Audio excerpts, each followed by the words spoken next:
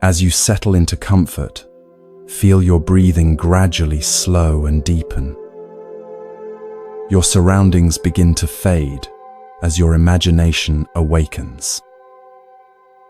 The sounds around you transform into the gentle rustling of leaves and distant birdsong. You find yourself walking along a narrow dirt path in ancient Japan. The morning air is crisp against your skin, carrying the sweet scent of cherry blossoms that drift lazily from the trees lining the path. You can feel the soft earth beneath your feet and hear the whisper of your own footsteps. As you round a gentle bend, a humble dwelling comes into view, a small thatched roof house with paper lanterns hanging by the entrance. This is the home of Hakuin, a Zen master renowned throughout the region for his wisdom and compassion. You pause near a flowering tree, watching as children gather around Hakuin in his small garden. His eyes crinkle warmly as he speaks with them, his voice gentle yet resonant with inner strength. Villagers stop by throughout the morning, seeking his counsel on matters both mundane and profound. You notice how they leave with lighter expressions, as if burdens have been lifted from their shoulders. There's something about Hakuin's presence that seems to radiate peace itself. Weeks pass as you stay in the village, and you become familiar with its rhythms and residents. One afternoon, you notice an unusual commotion. A young woman, the daughter of a prominent family, has discovered she is with child. You overhear the whispers as you pass the village well, see the concerned glances exchanged between neighbors. The situation takes a shocking turn when, under intense pressure from her parents, the young woman names Hakuin as the father. The next morning, drawn by raised voices, you find yourself standing near Hakuin's garden. The young woman's parents have arrived, their faces contorted with rage. Her father's voice cuts through the peaceful morning air. "You have brought shame upon our daughter and our family," he shouts, fists clenched at his sides. "Everyone believes you to be so virtuous, but now we know the truth." You feel a knot of tension in your own stomach, anticipating Hakuin's reaction. Will he defend himself, become angry, deny the accusation? You watch as Hakuin listens, his face a portrait of calm attention. When the parents finally pause, breathing heavily from their tirade, Hakuin responds with just 3 words, spoken so softly you almost don't catch them. "Is that so?" You feel a strange sensation wash over you, confusion mixed with something like awe. Just that? No defense, no explanation, no denial? The parents seem equally stunned, then even more enraged by what they perceive as indifference. They storm away, promising to tell everyone in the village about Hakuin's disgrace. In the days that follow, you witness a remarkable transformation in the village. People who once greeted Hakuin with reverence now cross to the other side of the path to avoid him. The children no longer gather in his garden. Whispers follow him wherever he goes. Yet through it all, Hakuin continues his simple life, meditating in the morning light, tending his garden, fetching water from the well. When confronted directly or when catching the whispers, he responds with the same 3 words, "Is that so?" Months pass and the seasons change.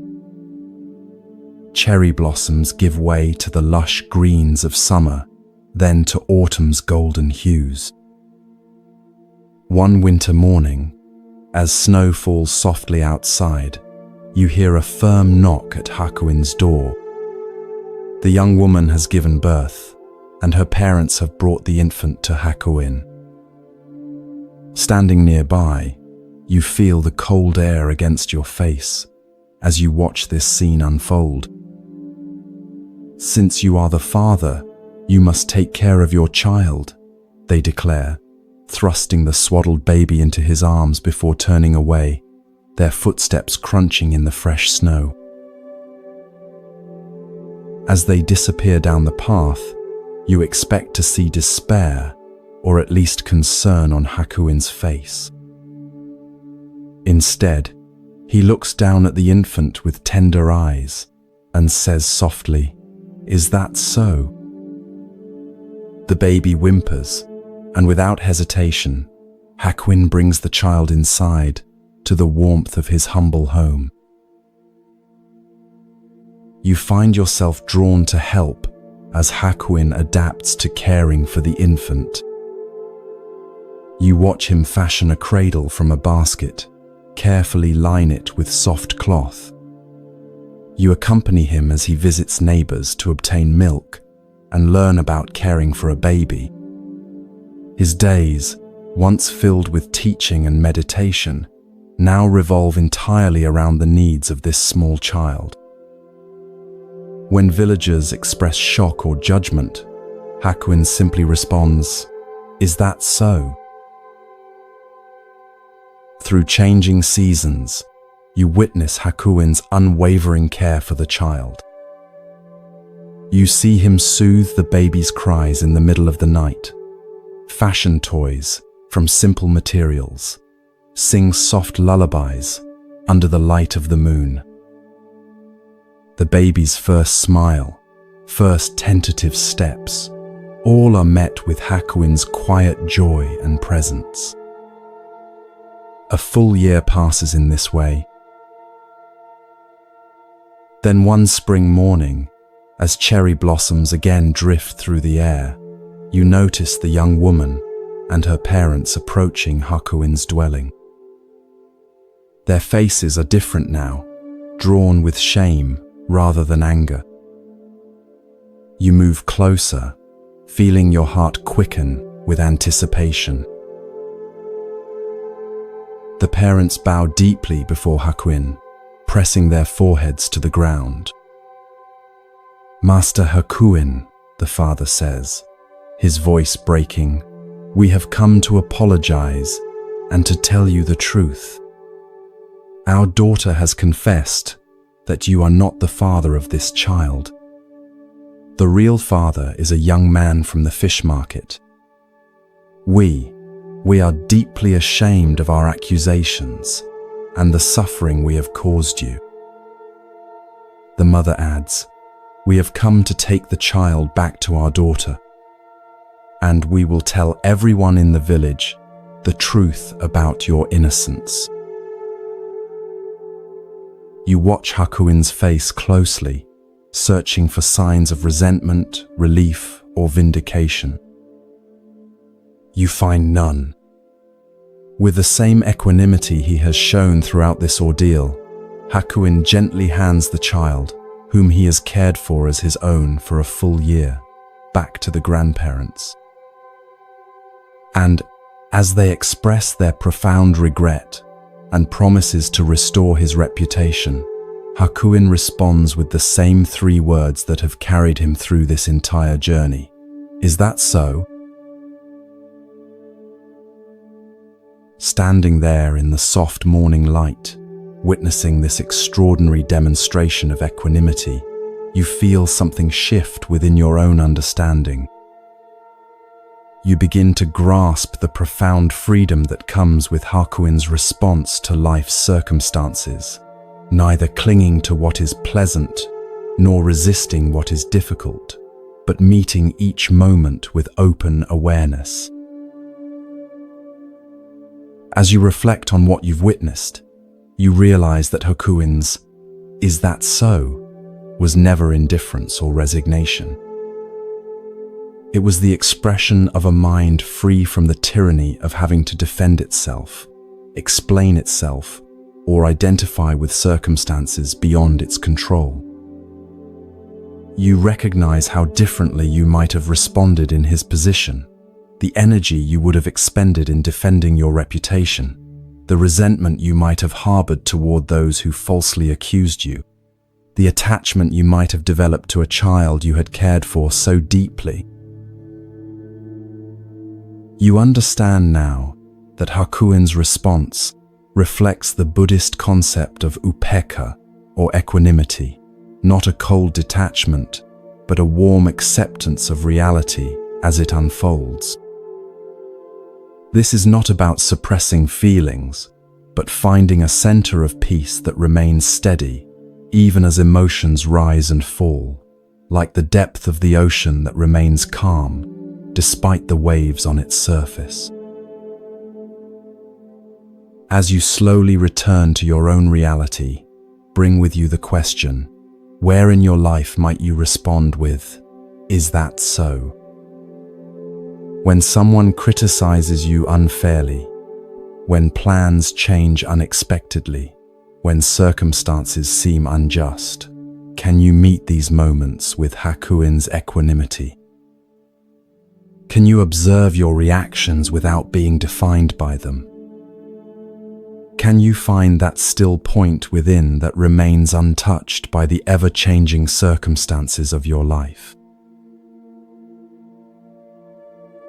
Hakuin's simple response offers a profound invitation to release our grip on how we think things should be and find freedom in accepting what is. Not as passive resignation, but as the foundation for clear, compassionate action in a world we cannot control.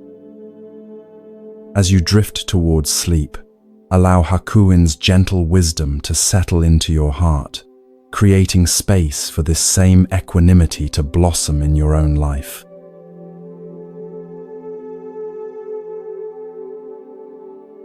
As you settle deeper into comfort, feel your breath becoming slower and more rhythmic. The weight of your body seems to dissolve as your mind drifts to another time and place. The sounds around you gradually transform into the gentle rustling of bamboo leaves and the distant murmur of flowing water. You find yourself walking along a stone path that winds through a Japanese mountain monastery. The air here tastes fresh and cool against your lips. Morning mist still clings to the valley below, and dew glistens on spiderwebs stretched between branches. As you round a corner, you come upon a serene courtyard where several young monks are engaged in their morning tasks. One figure in particular catches your attention, a young man named Tekisui, whose mindful movements suggest he has been at the monastery for some time, though he still has the eager expression of a relatively new student. You watch as Tekisui finishes sweeping fallen leaves from the stone pathway. As he puts away his bamboo broom, an older monk approaches him. This is the Zen master Nissan, whose reputation for both wisdom and strictness has spread throughout the region.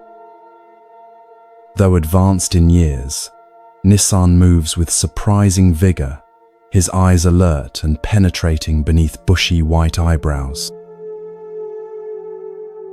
"Tekisui," the master calls, his voice carrying clearly across the courtyard. "Bring me a pail of water to cool my bath." You follow at a respectful distance as Tekisui bows and hurries to fulfill the request. He retrieves a wooden bucket from a small shed, then proceeds to a well in the center of another courtyard. The well is ancient, its stone rim worn smooth by generations of hands. With practiced movements, Tekisui lowers the bucket into the darkness, the rope sliding through his palms until you hear the distant splash below. He draws up the water, now heavy with its precious contents, and carries it carefully to where Master Nissan waits beside a large wooden tub. You can feel the cool moisture in the air as Tekisue pours the water into the bath, steam rising as it meets the hot water already there. When the bath is properly cooled, Tekisue stands back, apparently waiting to be dismissed. Instead of entering the bath, however, Nissan observes Tekisue closely. The young monk has taken the bucket, still containing a small amount of unused water, and is about to casually toss it onto the ground next to the bathhouse. "Stop!" Nissan's command cuts through the morning quiet like a knife. Tekisue freezes, the bucket tilted, water about to spill. He looks at his teacher with confusion. "You dunce!" the master scolds, his voice stern but not unkind. "Why didn't you give the rest of the water to the plants? What right have you to waste even a drop of water in this temple?" You watch the color rise in Tekisue's face as he straightens the bucket. For a moment, he seems about to defend himself. After all, it's just a small amount of water. But something in Nissan's expression stops him. There is an intensity in the master's gaze that suggests this is no trivial matter. The courtyard has fallen completely silent. Even the birds seem to have paused their morning songs. In this stillness, you can almost feel the weight of the teaching that hangs in the air between master and student. Then something remarkable happens. As you observe Tekisue's face, you see a profound transformation, not just embarrassment or obedience, but a flash of genuine insight. His eyes widen slightly, and his posture shifts as understanding blossoms within him like a flower opening to the sun. Without another word, Tekisue turns and carefully carries the remaining water to a cluster of young herbs growing nearby. He pours it mindfully at their roots, ensuring that not a single drop is wasted.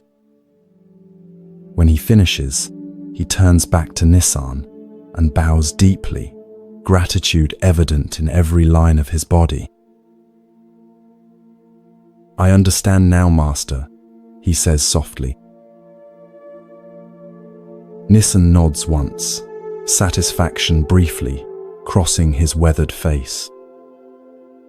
Then he proceeds with his bath as if nothing significant has transpired, while Tekisue continues with his daily tasks.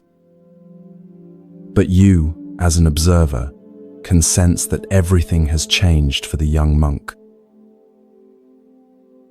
In that simple moment, that single drop of water, about to be thoughtlessly discarded, Tekisue attained Zen. The story could end here, but you feel drawn to follow Tekisue through the rest of his day, curious about how this revelation will manifest.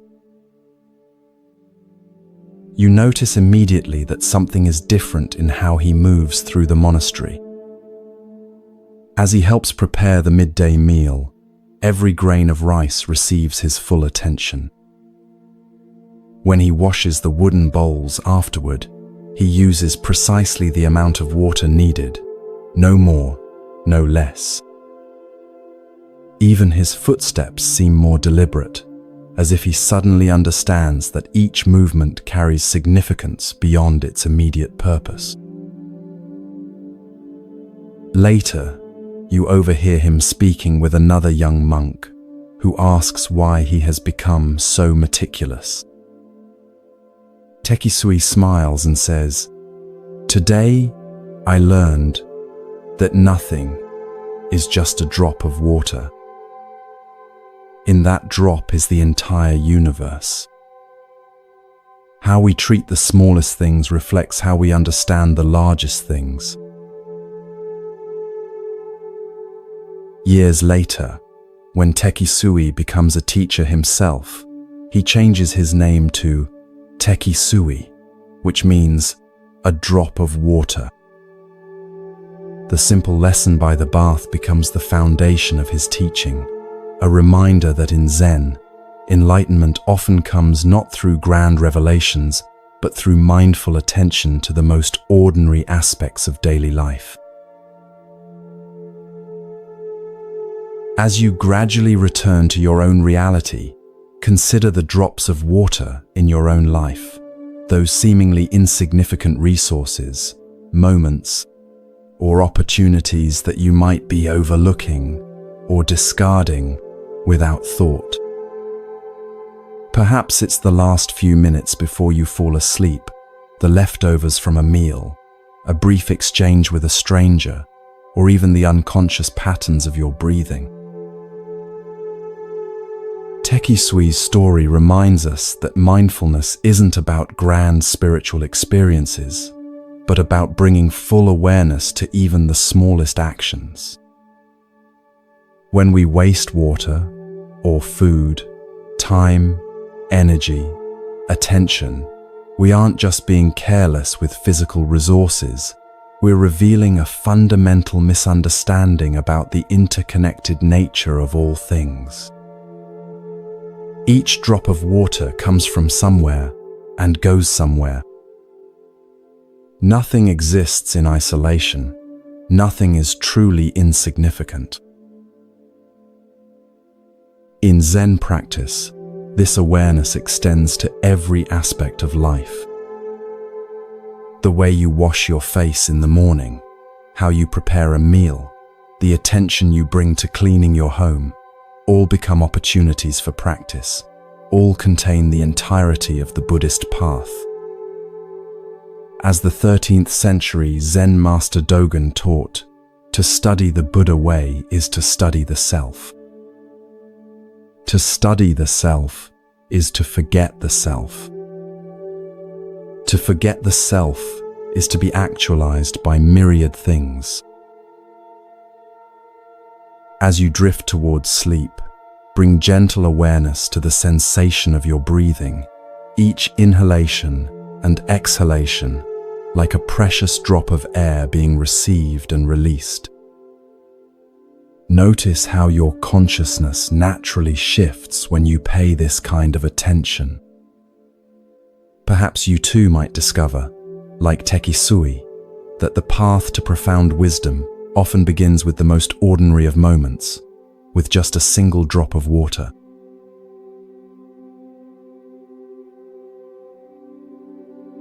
As you sink deeper into comfort, feel your breathing become slow and rhythmic. The boundaries between your conscious mind and the realm of dreams begin to soften. The gentle darkness behind your closed eyelids transforms, revealing a scene from long ago in medieval Japan.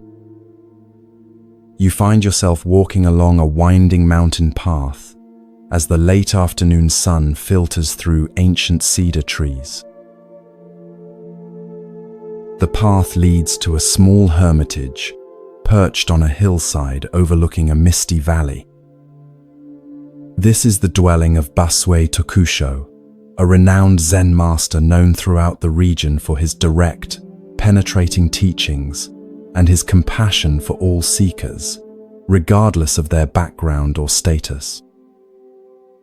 Unlike many teachers who remain cloistered in grand temples, Basue chose to live simply, making the wisdom of Zen accessible to farmers, merchants, and samurai alike. As you approach the hermitage, you notice Basue sitting on a weathered wooden platform outside his modest hut. His frame is thin but strong, like a wind-shaped pine. Though probably in his 60s, there is a timeless quality to his presence. His eyes, when they meet yours, are clear and penetrating, yet filled with warmth. Several disciples sit nearby, some preparing food, others copying sutras or tending to the small garden that provides vegetables for their simple meals. You observe as a messenger arrives, bowing respectfully, before presenting Baswe with a scroll. "Master," says the messenger, "I bring word from your disciple Iguchi. He has fallen gravely ill and believes he will not recover. He begs for your final teaching to guide him through his transition." Baswe receives the message with a thoughtful nod. You can see compassion wash across his features as he considers his response. One of the nearby disciples brings paper, inkstone, and brush. With deliberate movements, Baswe grinds the ink, his focus complete, as if this simple preparation is itself a teaching. When the ink reaches the perfect consistency, Baswe takes up his brush. You move closer, drawn by the intensity of his concentration. For a moment, he sits perfectly still, brush poised above the paper. Then, with fluid movements that reflect decades of spiritual practice, he begins to write. Though you stand just behind him, you cannot read the characters flowing from his brush. Yet something about the grace and certainty of his movements suggests that these are no ordinary words of comfort or religious platitude. There is a directness and immediacy to his writing that seems to cut through all barriers of time and distance, as if he is not merely sending a message but somehow sitting beside the dying man's bed, speaking truth directly into his ear. When Baswe finishes, he blows gently on the paper to dry the ink, then carefully rolls the scroll and seals it. As he hands it to the messenger, he says, "Travel swiftly. Iguchi's time is short." The messenger bows and departs immediately, leaving you wondering what final wisdom Baswe has shared with his dying disciple. You feel a strong desire to know what was written, sensing that it contains a teaching of profound importance. That night, as you sit in meditation with the community, Baswe addresses his disciples. "Today, I wrote to Iguchi, who stands at the threshold between this life and whatever lies beyond. You too should consider what I shared with him, for though you appear healthy now, none of us knows when we will face our final breath." With these words, Baswe reveals the essence of what he wrote. The essence of your mind is not born, so it will never die. It is not an existence which is perishable. It is not an emptiness, which is a mere void. It has neither color nor form. It enjoys no pleasures and suffers no pains. "I know you are very ill," he continues, his voice gentle yet unwavering. "Like a good Zen student, you are facing that sickness squarely.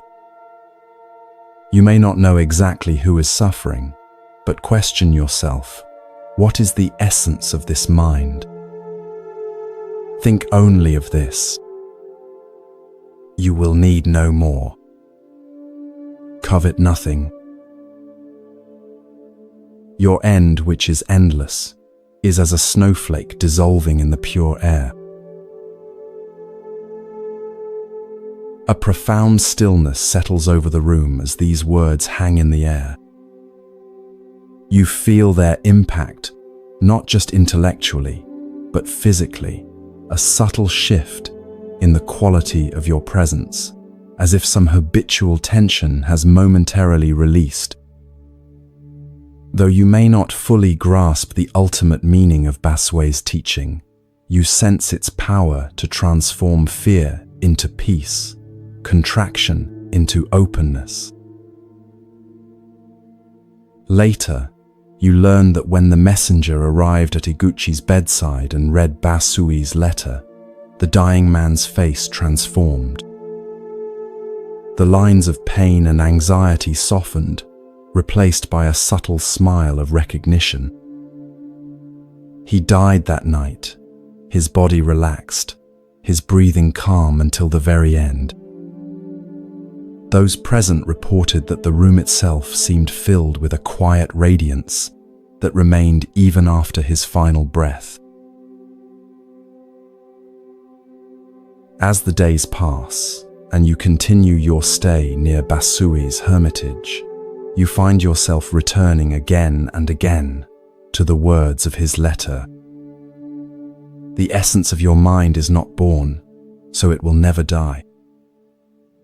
What is this essence that precedes birth and transcends death? What is this awareness that is neither existence nor emptiness, that has no form yet clearly is? You notice how our ordinary thinking about life and death assumes a solid self that comes into existence at birth and ceases to exist at death.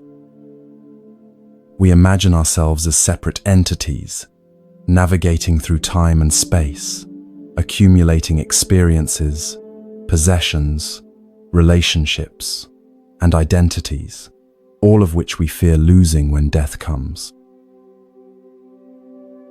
But Baswe points to something more fundamental than this constructed self. The pure awareness that witnesses all experience yet is itself unchanged by what it witnesses.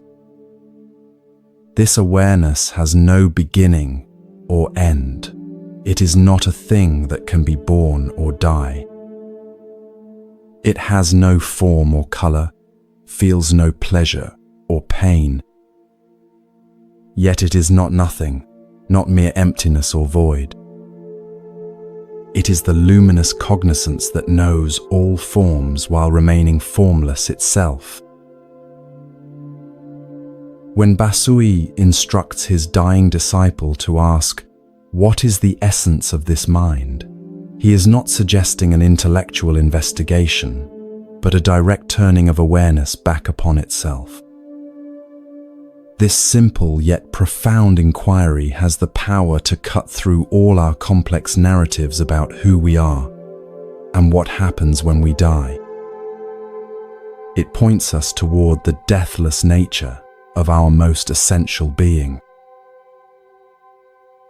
Your end, which is endless, is as a snowflake dissolving in the pure air. This beautiful metaphor reveals how death, properly understood, is not annihilation but transformation. The snowflake doesn't cease to exist when it melts. It returns to the water cycle from which it temporarily emerged. Its essence, water, remains, though its temporary form dissolves. Similarly, our individual consciousness, like a wave on the ocean, returns to the vast awareness from which it arose. Baswe's teaching offers profound comfort, not through false promises of eternal heavens or threats of punishment, but through direct pointing to the nature of mind itself. He doesn't ask his disciple to believe anything on faith, but invites him to investigate his own experience in the most intimate way possible. Think only of this: you will need no more. covet nothing.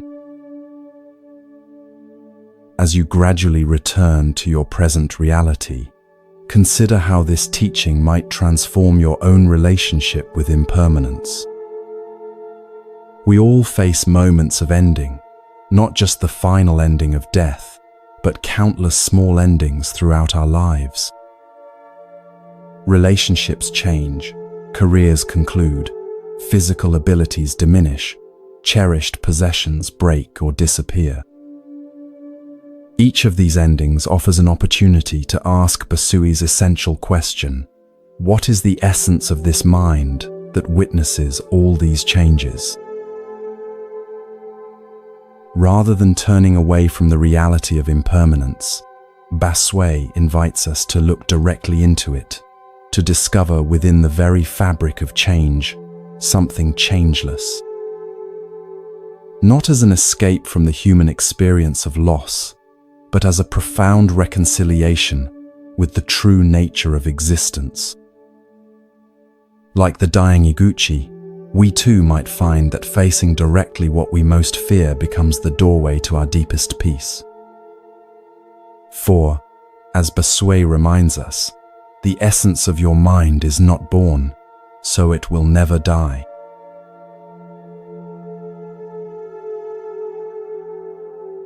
As your body settles more deeply into relaxation, feel your awareness expanding. The boundaries of your everyday consciousness begin to dissolve as you travel back through time to 18th century Japan. The rustling of leaves and the distant song of birds fills your ears as you find yourself walking along a narrow path that winds through a lush forest. Ahead, you glimpse a magnificent temple complex nestled among ancient cedar trees. This is a renowned Shingon Buddhist temple, where scholars and monks gather to study sacred texts and engage in philosophical discourse. As you approach, you notice the elegant curves of the temple roof against the sky and hear the sonorous tones of a ritual bell. The atmosphere is charged with spiritual energy and intellectual vigor. You are drawn to a large hall where a crowd has gathered. Inside, seated on an elevated platform, is a monk in immaculate robes. This is Jun, a Shingon master known throughout Japan not only for his spiritual insight, but for his extraordinary scholarship. Fluent in Sanskrit, Chinese, and several other languages, he is revered as one of the most brilliant minds of his generation. Jun's voice carries clearly through the hall as he delivers a complex lecture on Buddhist philosophy, weaving together strands of thought from various traditions with impressive erudition.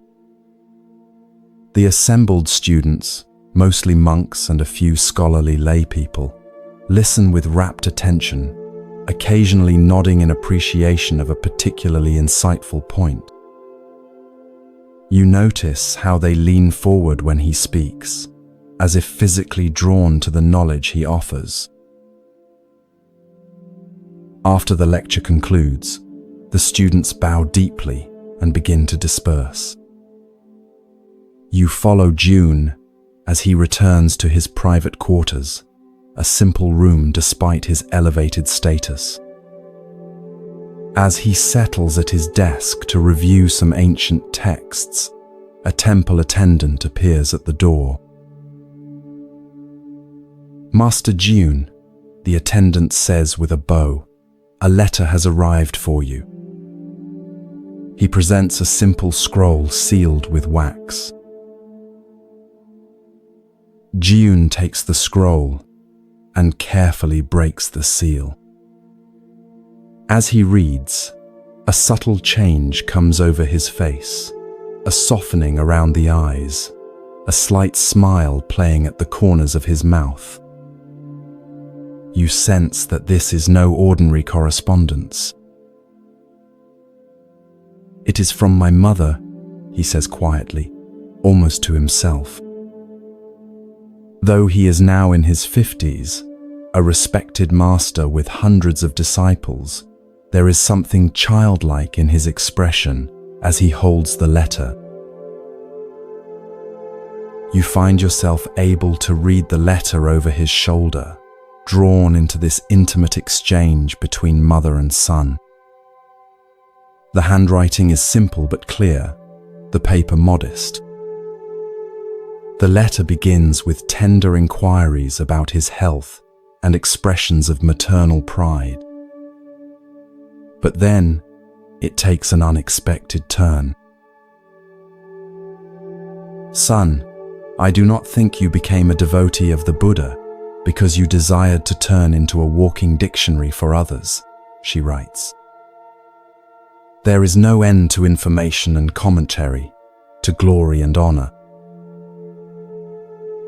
Jiun's expression grows more serious as he continues reading. I wish you would stop this lecture business. Shut yourself up in a little temple in a remote part of the mountain. Devote your time to meditation and in this way, attain true realization. The words, though gently delivered, carry the impact of a thunderclap. You can almost feel Jiun's shock as he reads his mother's frank assessment, not as a rebuke from a superior or challenge from a rival scholar, but as the straightforward counsel of someone who loves him deeply and sees him clearly. Jiun reads the letter again, slowly, his fingers tracing his mother's characters. His expression shifts from surprise to thoughtful reflection. He places the letter carefully on his desk and sits in silence for a long while, his brilliant mind now turned toward a different kind of contemplation. Over the following days, you observe a subtle transformation in Jiun. He continues his scholarly duties, but there is a new quality to his presence, a questioning, a seeking that goes beyond intellectual understanding. Often, you find him pausing in the midst of his work, his mother's letter in hand, rereading her simple yet profound counsel.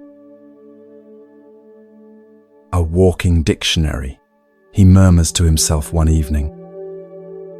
Is that what I have become? One morning, Jiun calls his senior disciples together. The atmosphere is solemn as they gather, sensing that something important is about to occur. Jiun sits before them, his mother's letter placed carefully beside him.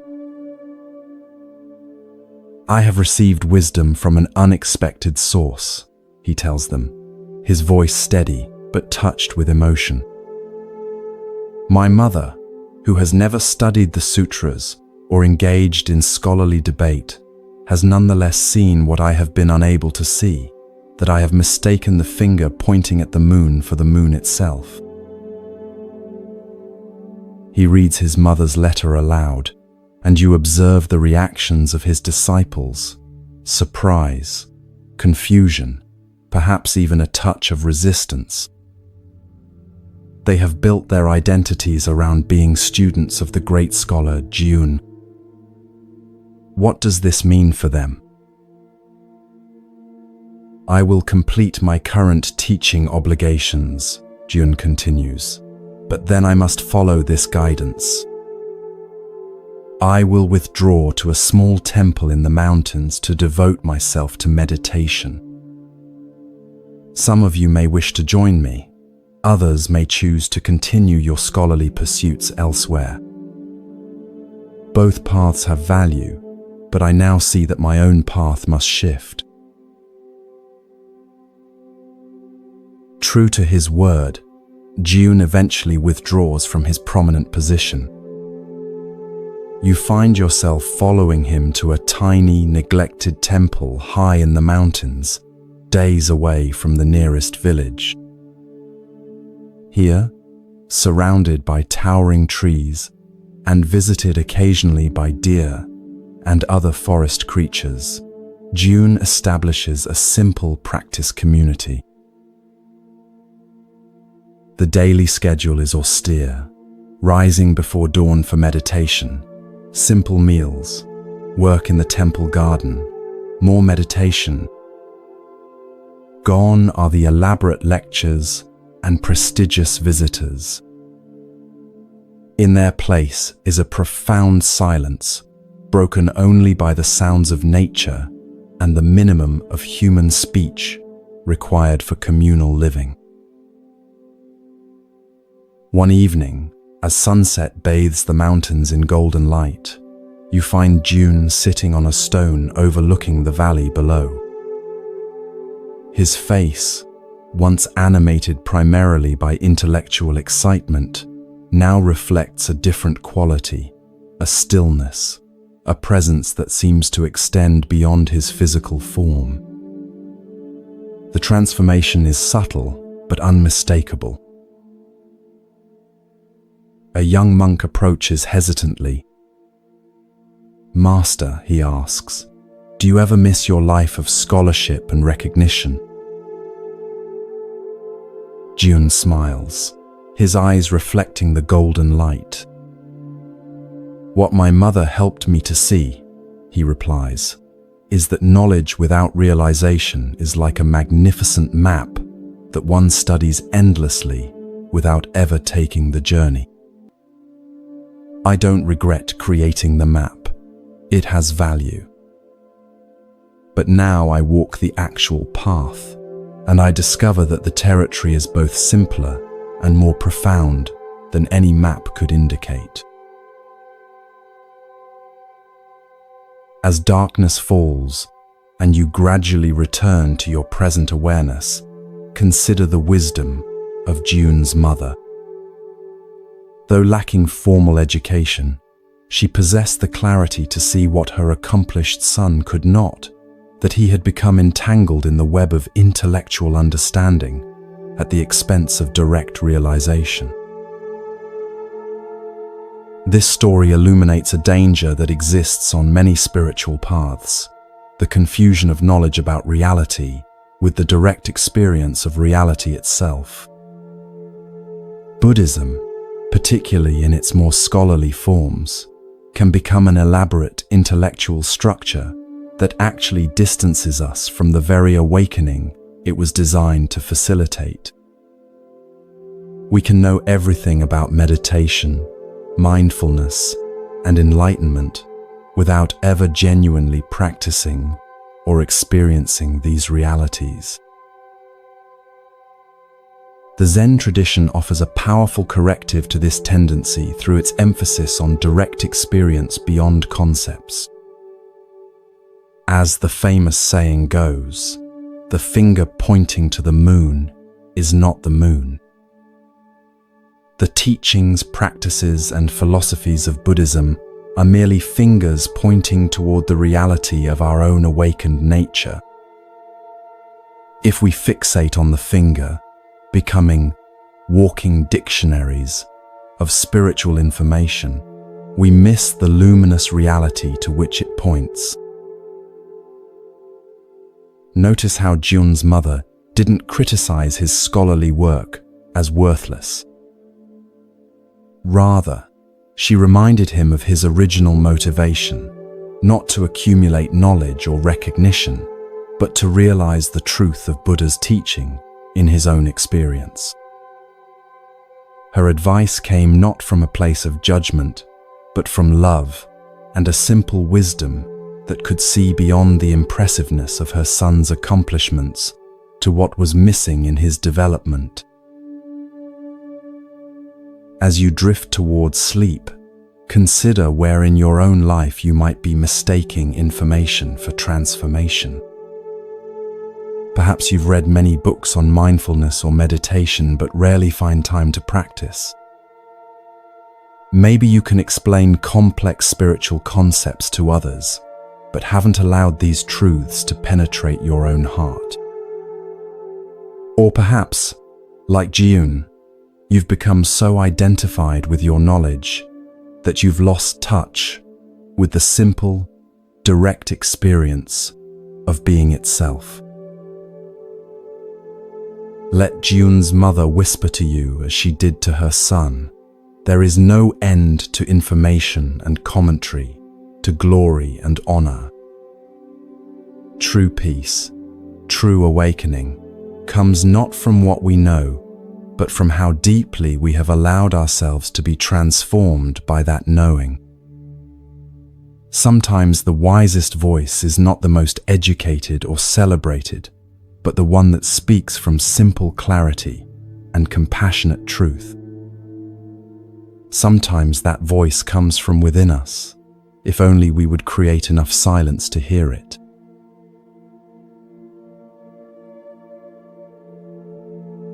Feel yourself drifting deeper now, your body becoming heavier as your mind grows lighter. The sounds of your environment fade as you journey to medieval Japan during the Tokugawa period. The air carries the scent of incense and cedar as you find yourself walking through a small village nestled at the foot of mist-covered mountains. Paper lanterns sway gently in the evening breeze, casting warm pools of light along the narrow streets. The village is abuzz with unusual activity. People gather in small groups, their voices hushed but animated as they discuss some recent event. You approach one such gathering and listen to their conversation. A merchant has reported that 50 rolls of valuable cotton cloth have been stolen while he was resting beneath the shelter of a large stone Buddha that stands at the village outskirts. Curious, you follow a winding path to this Buddha statue. It stands about 12 feet tall, carved from a single piece of granite, its weathered surface testifying to centuries of exposure to the elements. The Buddha's serene expression seems to gaze compassionately upon all who pass. At its base, you notice a small shelter, a simple roof supported by wooden posts, where travelers often rest during their journeys. As you stand contemplating the statue, a commotion draws your attention. A group of officials approaches, led by a distinguished-looking man whose presence commands immediate respect.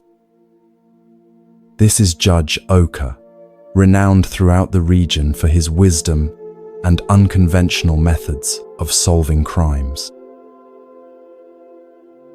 Judge Oka examines the scene carefully, questioning the merchant who sits dejected nearby. The merchant explains that he had stopped to rest beneath the Buddha during the heat of the day, placing his bundles of cotton goods beside him. He had fallen asleep briefly, and upon waking, discovered that his merchandise had vanished. After listening attentively, Judge Oka makes an announcement that leaves everyone stunned. That stone Buddha must have stolen the goods, he declares. It is supposed to care for the welfare of the people, but it has failed to perform its holy duty. Arrest it. Murmurs of confusion ripple through the gathering crowd. Has the respected judge lost his mind? How can one arrest a stone statue? Nevertheless, the judge's orders must be followed. Several police officers approach the massive statue, looking uncertainly at one another.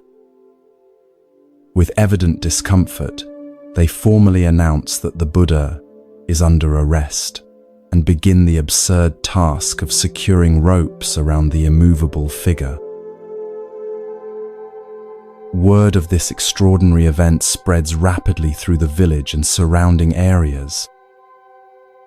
By the next morning, a large crowd has gathered to witness the unprecedented spectacle of the stone Buddha being charged with theft. The crowd is boisterous, some laughing openly at the ridiculous situation, others speculating about the judge's mental state. Judge Oka arrives at the appointed hour and takes his seat at a temporary court set up in front of the Buddha.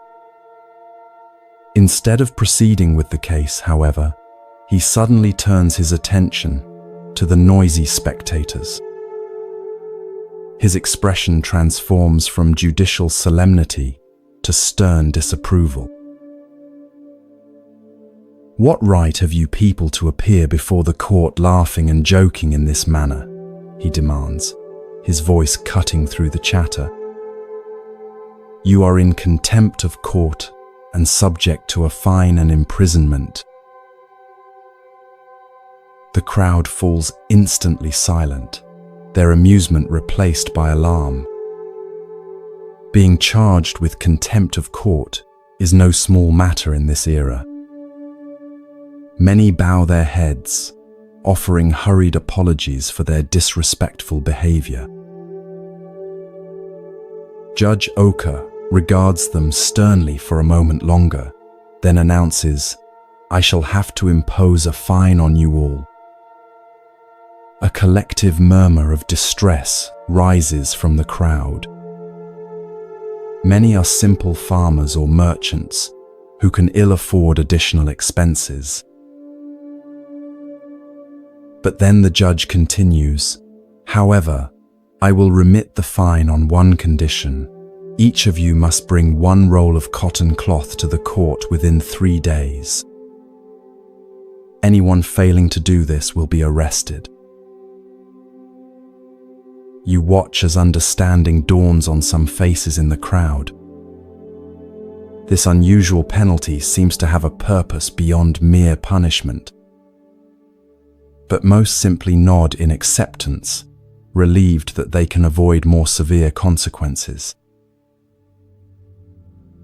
3 days later, you join the villagers as they return to the stone Buddha, each carrying a roll of cotton cloth as instructed. The rolls are collected and arranged before the judge. The merchant who reported the theft is also present, looking curiously at the growing pile of cloth. Judge Oka instructs the merchant to examine each roll. As the merchant handles the fabric, his eyes suddenly widen. He holds up one particular roll, his hands trembling slightly. "This one," he says, his voice tight with emotion. "This is mine. I recognize the unique pattern and the small repair I made near the edge." All eyes turn to the person who brought that particular roll. A young man stands frozen at the edge of the crowd, his face draining of color. As the police move toward him, he falls to his knees, confessing immediately. He had seen the merchant sleeping, taken advantage of the opportunity to steal the goods, and hidden most of the rolls in his home. Judge Oka nods, seemingly unsurprised by this outcome. He orders the thief into custody and ensures that all 50 rolls of the merchant's cloth are recovered and returned. Then, with a gesture that surprises everyone, he instructs that the remaining rolls of cloth, those brought by innocent villagers to satisfy their fine, be returned to their owners. As the crowd disperses, you linger, watching Judge Oka as he approaches the stone Buddha. He looks up at the statue's serene face and offers a small bow, as if acknowledging a silent partnership. You realize that you've witnessed not just clever detective work, but a profound understanding of human nature. Later, in a nearby tea house, you overhear villagers discussing the day's events. The judge knew that asking everyone for a roll of cloth would force the thief to produce one of the stolen rolls. An elderly man explains to his companions. The thief couldn't risk purchasing new cloth that might look different from the stolen goods, and he couldn't refuse to bring anything without raising suspicion. But why arrest the Buddha? A young woman asks. Why not simply order everyone to bring cloth from the beginning? The old man chuckles. That's the genius of it. By creating such an unusual spectacle, arresting a stone Buddha, he ensured that everyone in the village and surrounding areas would hear about it and come to watch. Had he simply announced that he needed cloth from everyone, the thief might have stayed away. He sips his tea thoughtfully. And by charging the crowd with contempt, he created a reason to demand the cloth that seemed unrelated to the theft itself. The judge understood not just law, adds another villager, but also human nature. He knew how to use our curiosity, our desire to witness something extraordinary, even our tendency to make light of unusual situations, all to serve justice. As you reflect on what you've witnessed, you recognize the deeper wisdom in Judge Oka's unconventional approach. Rather than relying on force or threats to discover the thief, methods that might or might not have succeeded, he created conditions where the truth would naturally reveal itself.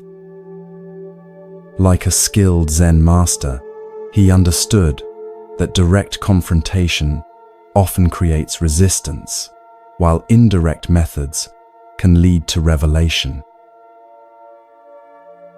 The judge also demonstrated a principle central to Zen practice, that apparent absurdity can sometimes be the most direct path to truth.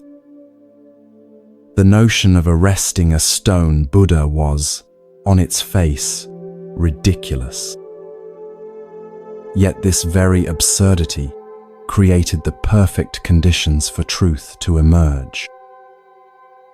Similarly, many Zen koans appear nonsensical on the surface, but are designed to break through our habitual patterns of thinking to reveal deeper insights. Perhaps most importantly, Judge Oka's method embodied compassion alongside justice. Rather than subjecting the entire village to house searches or aggressive interrogations, he created a situation where only the guilty party would be revealed. The innocent were briefly inconvenienced, but ultimately unharmed. Even the thief was given the opportunity to surrender the stolen goods and face the consequences of his actions in a relatively dignified manner. As you drift deeper towards sleep, consider where in your own life you might apply Judge Oka's wisdom. Where might indirect approaches be more effective than direct confrontation? How might apparent absurdity or playfulness create openings where seriousness creates walls? And how might you reveal truth without unnecessary harm to others? Like the stone Buddha with its enigmatic smile, sometimes the most profound wisdom appears in unexpected forms. The path to truth, like the path to justice, is rarely a straight line. It requires creativity, patience, and a deep understanding of human nature, qualities that Judge Oka possessed in abundance and that lie within you as well.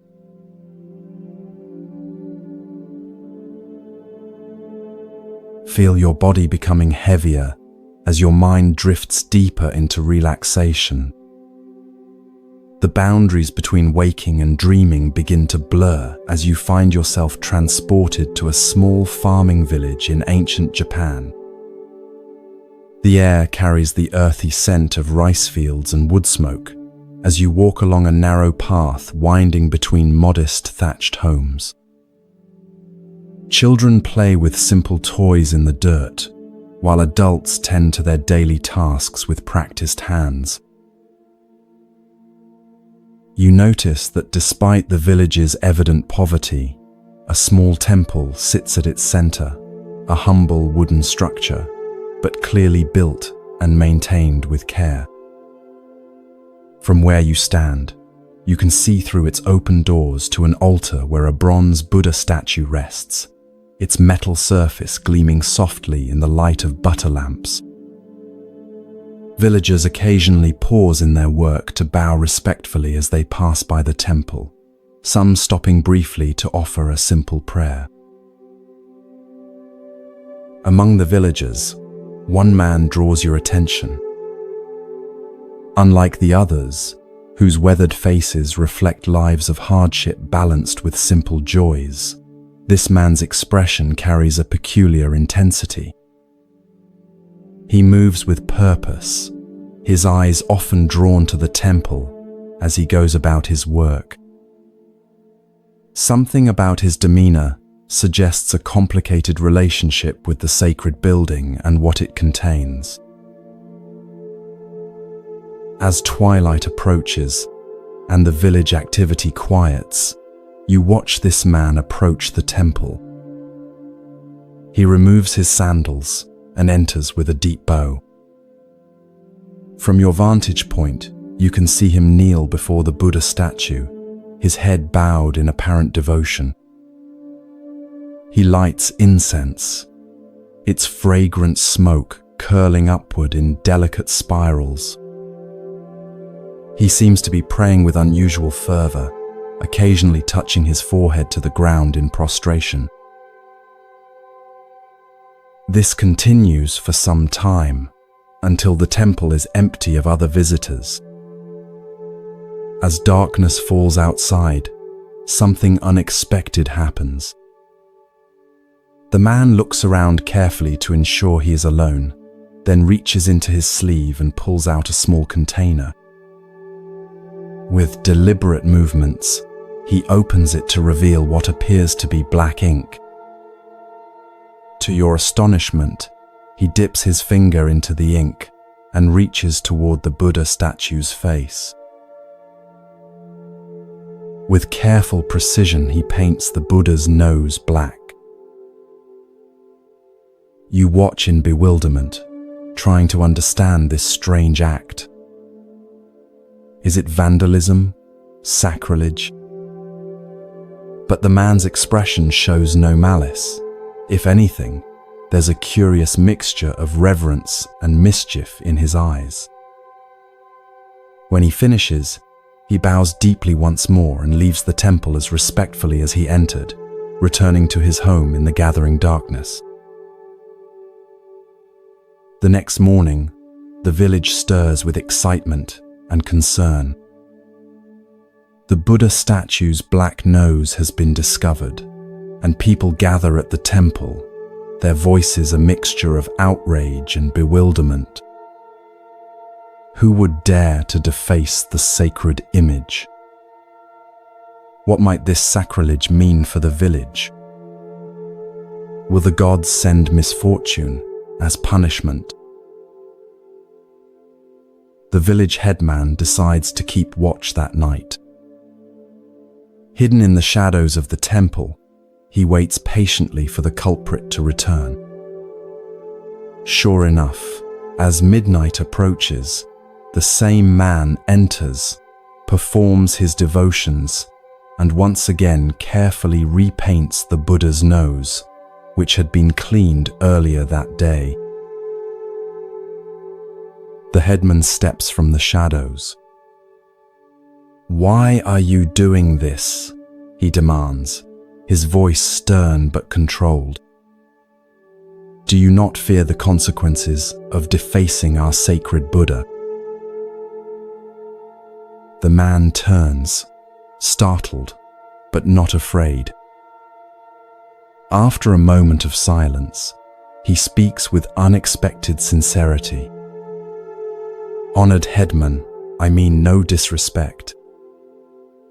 This Buddha has been in our village for generations, watching over us through floods and droughts, through good harvests and bad.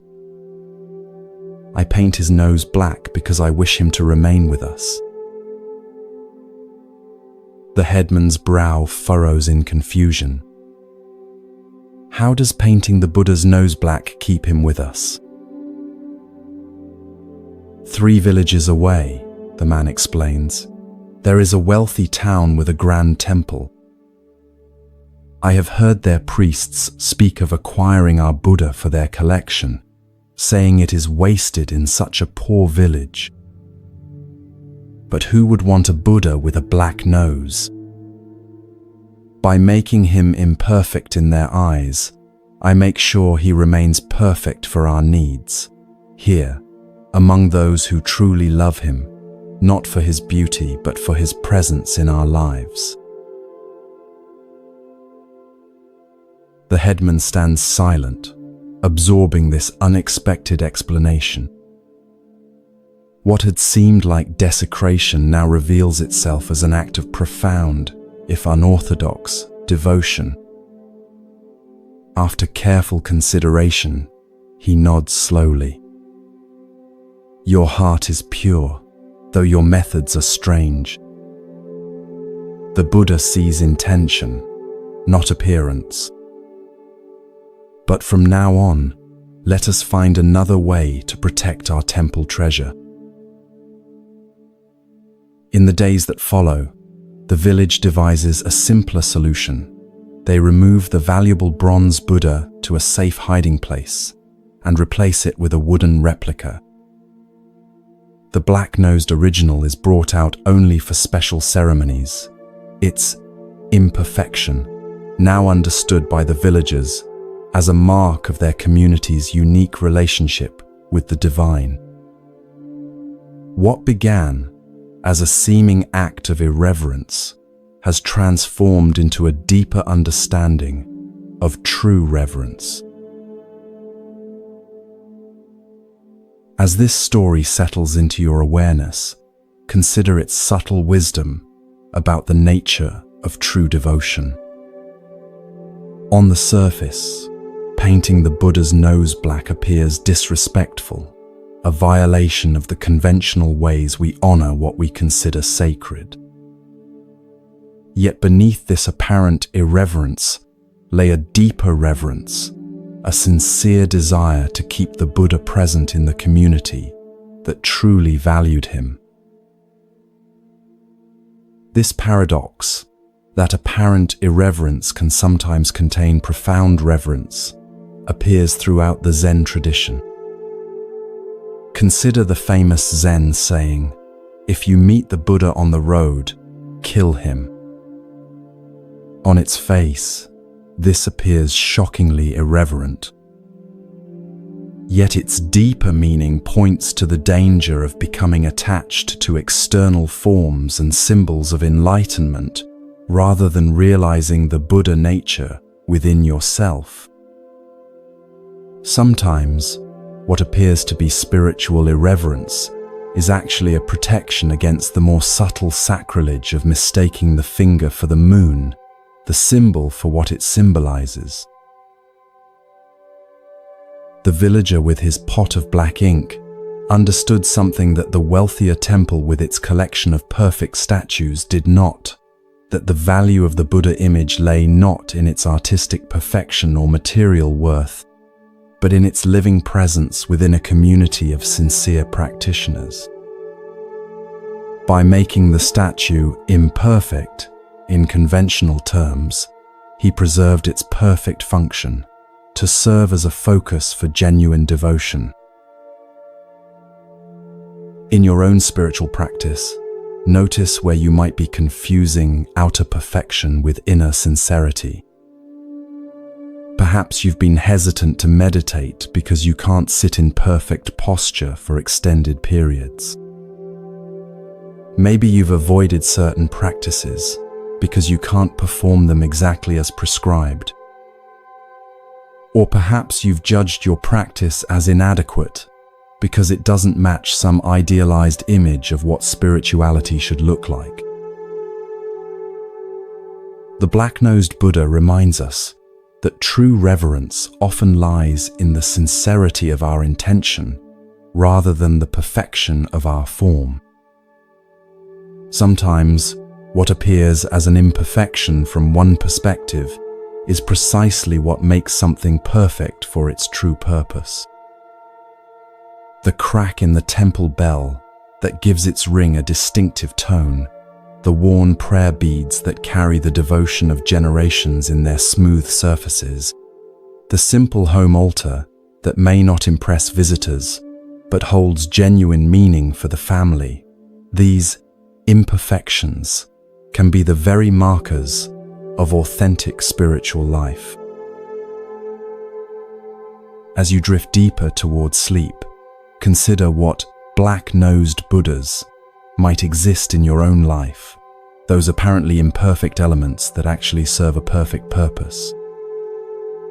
Can you, like the village headman, shift your perspective to see the deep reverence that might lie within apparent irreverence?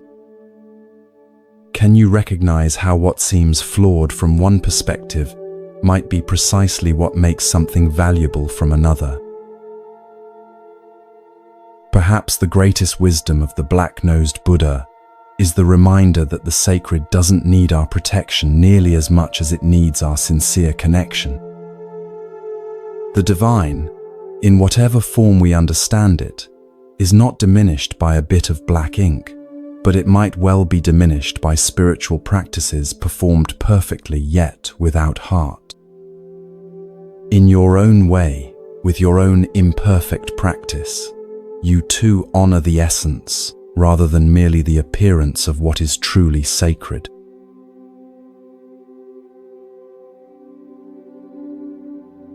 Allow your body to release any remaining tension as you sink deeper into comfortable relaxation.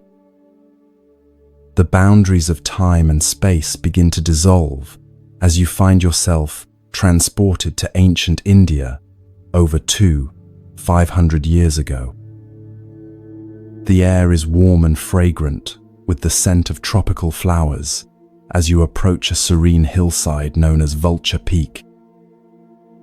The setting sun bathes everything in golden light, casting long shadows across the lush landscape. You notice a large gathering on the hillside, hundreds of monks in simple robes seated in concentric semicircles. Their faces reflect attentive anticipation as they wait in perfect stillness. At the center of this human lotus flower sits Gautama Buddha himself, his presence radiating both profound peace and alert awareness. You recognize many of his chief disciples: Ananda with his compassionate expression, serious Sariputra known for his intellectual brilliance, and the elderly Mahakashyapa, whose weathered face reflects decades of dedicated practice. This appears to be no ordinary assembly. Word has spread that the Buddha will deliver an important discourse today, and monks have traveled from throughout the region to hear his teaching. As you find a place among them, you sense the collective anticipation, a shared expectancy that wisdom of particular significance will soon be revealed. The Buddha sits in perfect meditation posture, his eyes gently open, his hands resting in his lap. The assembly waits in respectful silence. Minutes pass. The silence deepens. You notice how the quality of the silence itself seems to shift from expectant to questioning to, finally, a spacious receptivity that transcends the need for words. Without speaking, the Buddha slowly raises his right hand. Between his fingers, he holds a single white lotus flower, freshly picked and still glistening with morning dew. He makes no gesture with it, offers no explanation. He simply holds it up before the assembly, his gaze moving slowly across the gathered disciples. The monks appear confused. They exchange questioning glances. Is this a new teaching method? Is there symbolic significance to the flower that they should understand?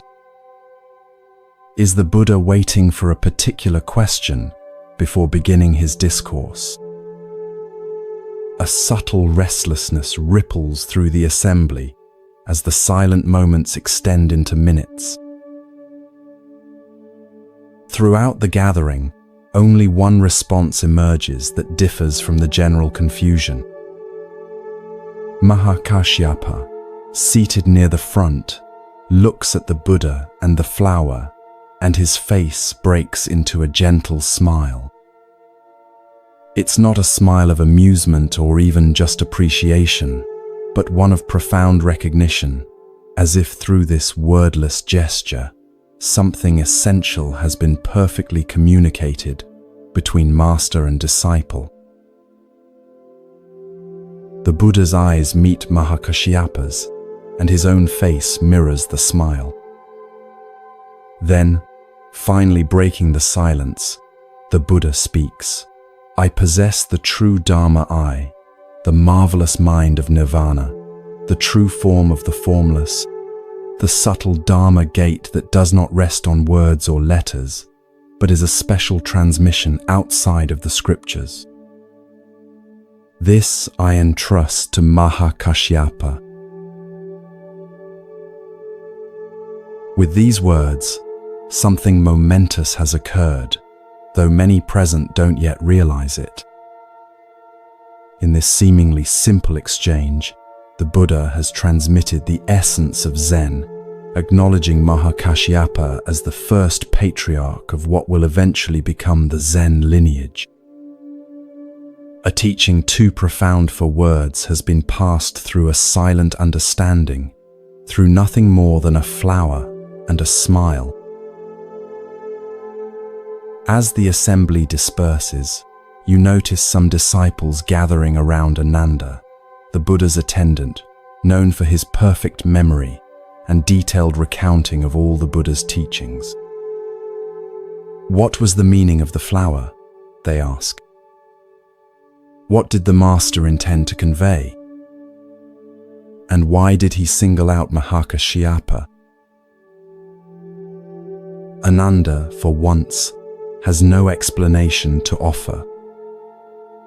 His specialty has always been remembering and clarifying the Buddha's verbal teachings. This wordless transmission lies outside his expertise. Something unprecedented has occurred, a direct pointing to reality itself, beyond the capacities of language, beyond even the brilliant conceptual frameworks of Buddhist philosophy. Later, you find yourself near Mahakashyapa, who sits quietly beneath a Bodhi tree, his face still carrying a trace of that knowing smile. A younger monk approaches him hesitantly. Master, the young monk asks, what did you understand when the Buddha held up the flower? What insight caused you to smile? Mahakashyapa looks at the young monk with kind eyes. Instead of answering directly, he points to a bird singing in a nearby tree.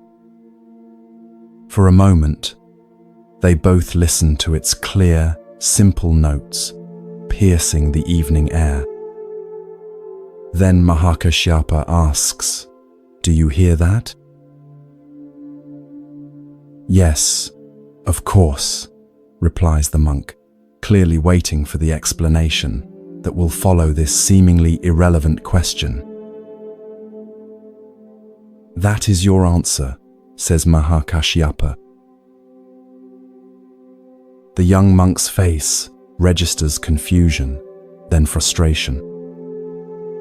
He begins to frame another question, but Mahakashyapa gently places his hand on the young monk's shoulder and smiles again, the same smile that had answered the Buddha's flower.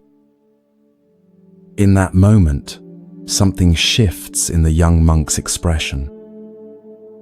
Perhaps he hasn't fully understood, but he has glimpsed that what Mahakashyapa is pointing to lies beyond the realm of explanations.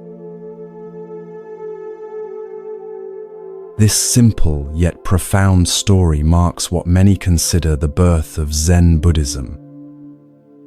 In this flower sermon, as it came to be known, we witness the emergence of a tradition that would place special emphasis on direct transmission of wisdom beyond words and concepts.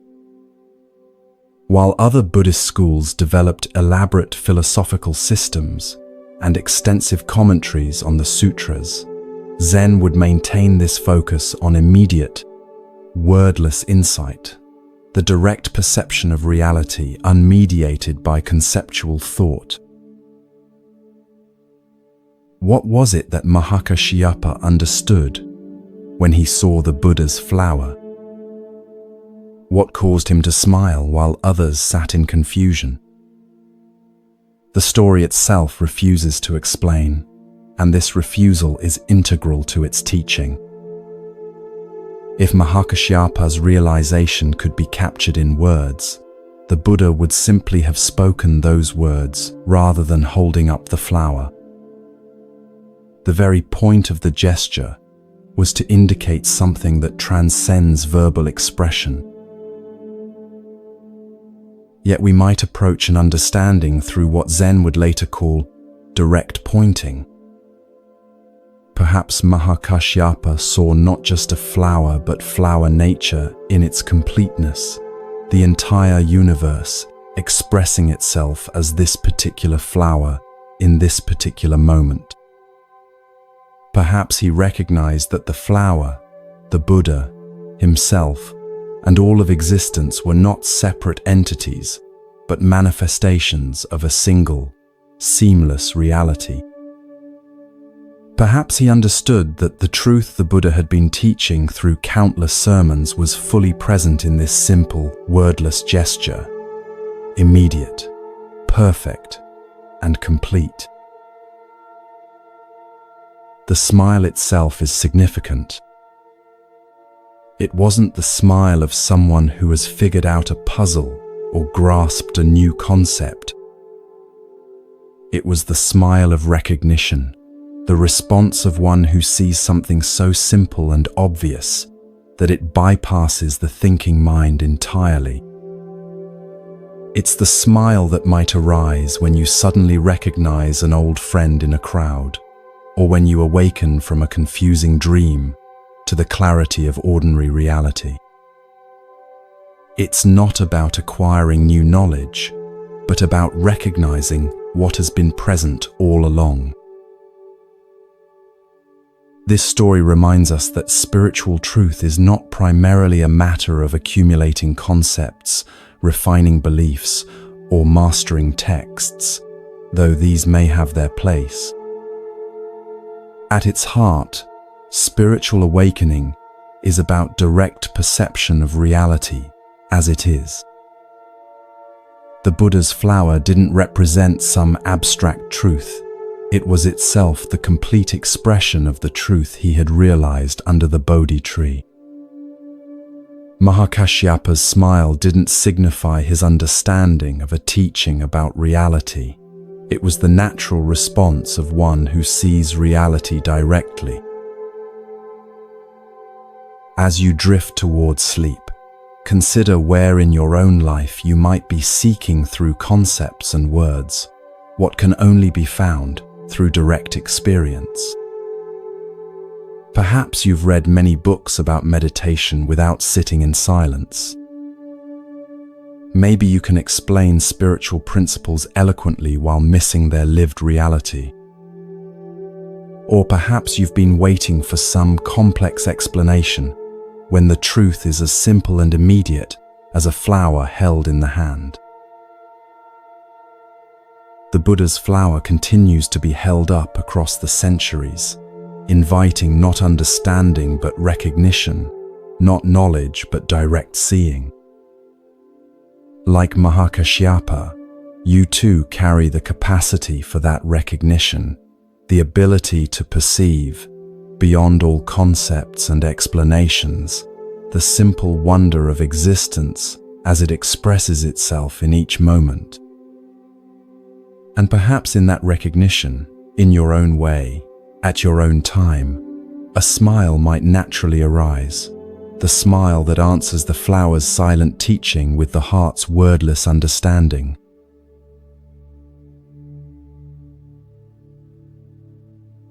Feel yourself sinking deeper into peaceful relaxation, your body becoming heavier as your mind grows lighter. The gentle darkness behind your closed eyelids transforms into a scene from late 19th century Japan during the Meiji era, a time of rapid modernization when Western influences were dramatically changing the country's ancient ways. You find yourself in the outskirts of Kyoto, approaching a venerable Zen temple named Tofuku. The temple grounds are immaculately maintained, with raked gravel gardens and ancient pines sculpted by generations of careful pruning. Inside this temple lives a renowned Zen master named Keichu. Though not seeking fame or influence, his reputation for wisdom and directness has spread throughout the region.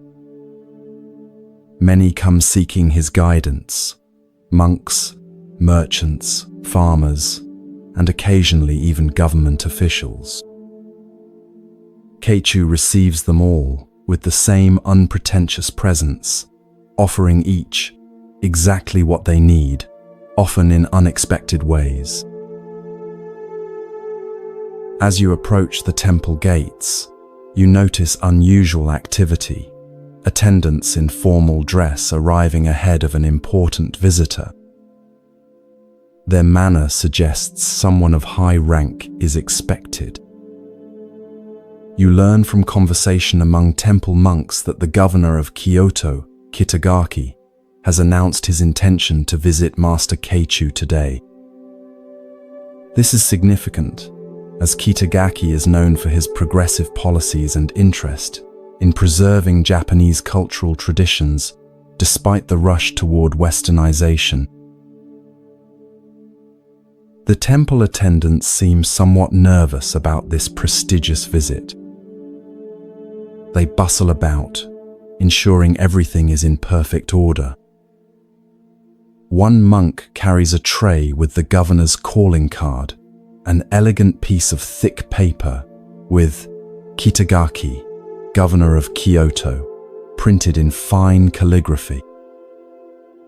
He approaches Keichu's modest quarters to announce the imminent arrival. You follow discreetly, curious about how the humble Zen master will receive this powerful official.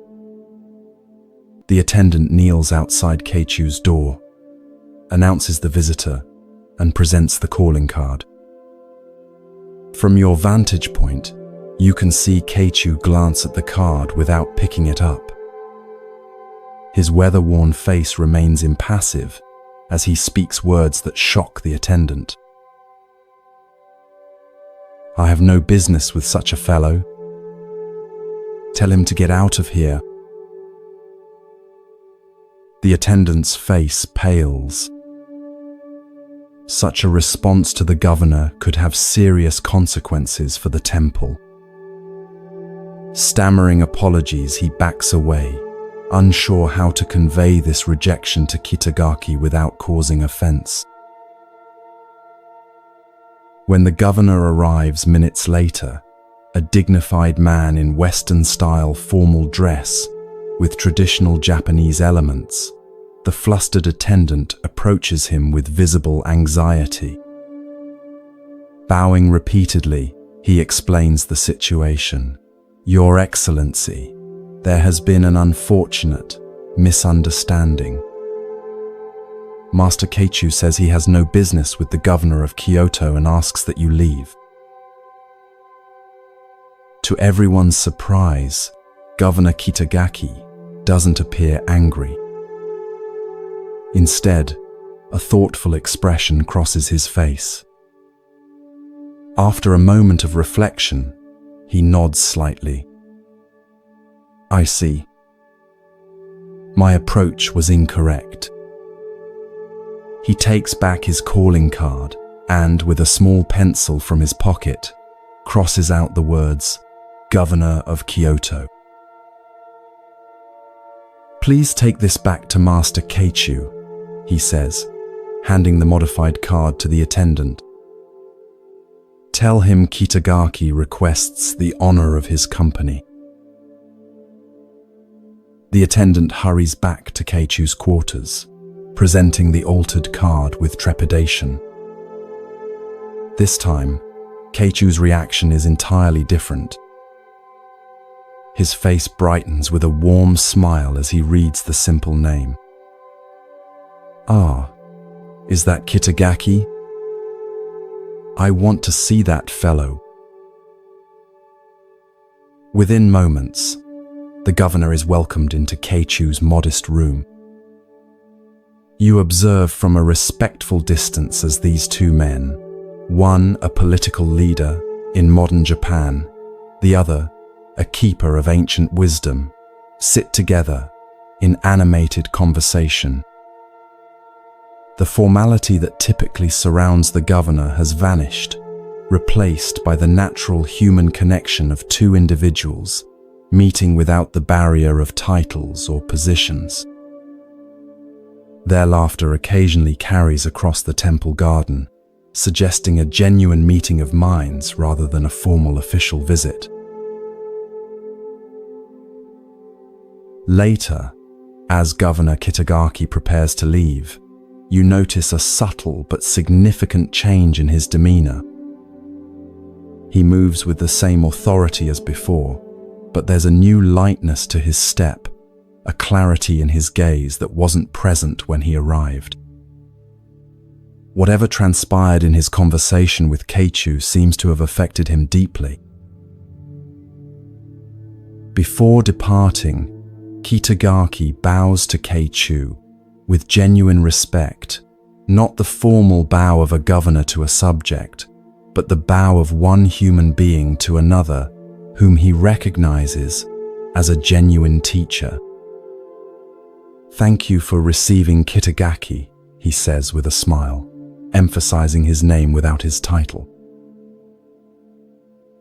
Keichu returns the bow with equal respect. It was my pleasure to meet such a fellow, he responds with twinkling eyes. Please come again when you are just Kitagaki. This simple story reveals a profound truth about human connection and the barriers we place between ourselves and authentic experience. Master Keichu's refusal to meet with the governor of Kyoto wasn't rudeness or political statement. It was a direct pointing to a deeper reality that Kitagaki himself immediately understood once it was brought to his attention. By refusing to receive the governor but welcoming Kitagaki the man, Keichu demonstrated the Zen principle of seeing beyond social roles to the essential nature beneath. Titles, positions, and social identities, what Zen might call form, are necessary conventions for organizing society. But when we identify too strongly with these roles, we create barriers that prevent genuine human connection and direct experience of reality. We begin to believe we are our titles, forgetting the unnameable essence that lies beneath all such designations. Governor Kitagaki showed remarkable wisdom in his response. Rather than taking offense, he immediately understood the teaching being offered. By literally crossing out his title, he performed a physical act that represented a deeper psychological shift, temporarily setting aside his social identity to meet the Zen master as one human being to another. This willingness to step outside his official role, even briefly, allowed for an authentic exchange that would have been impossible within the constraints of formal hierarchy. We all carry calling cards that announce our identities to the world, not just our professional titles, but all the ways we define and present ourselves to others. Parent, spouse, expert, achiever, helper, victim. These identities serve practical purposes in social interaction, but they can also become prisons that limit our capacity for genuine presence and connection. Zen practice invites us to periodically cross out these identities, not to discard them entirely, as they serve necessary functions in daily life, but to recognize that they are not who we fundamentally are. When we can set aside our curated self-images and meet life directly, without the filter of our accumulated identities, we open ourselves to the kind of authentic exchange that Kitagaki and Keichu enjoyed. Consider your own various titles and how they might be both useful and limiting. Perhaps being known as the responsible one ensures that others trust you, but prevents them from seeing your playful side. Maybe your identity as the expert in your field brings professional recognition, but makes it difficult to admit when you don't know something. Or your role as the helper allows you to contribute to others' well-being, but makes it challenging to receive help when you need it. As you drift towards sleep, imagine taking out your own calling card, the one that lists all your primary identities and roles. Like Governor Kitagaki, experiment with temporarily crossing out these titles. What remains when you're not defined by what you do, what you know, or how others perceive you? Who are you in the silence between thoughts, in the space beyond names and forms? This nameless essence, what Zen might call your original face before you were born, is what Keichu wanted to meet, and what Kitagaki had the wisdom to reveal. Tonight, rest as that which cannot be named or titled, the awareness that witnesses all experiences, but is itself free from all designations. Like Kitagaki setting aside his governorship to meet the Zen master directly, allow yourself to set aside your accumulated identities and rest in the simple, unadorned presence that is your most fundamental nature. From this spacious awareness, genuine connection with yourself, with others, with life itself, naturally emerges.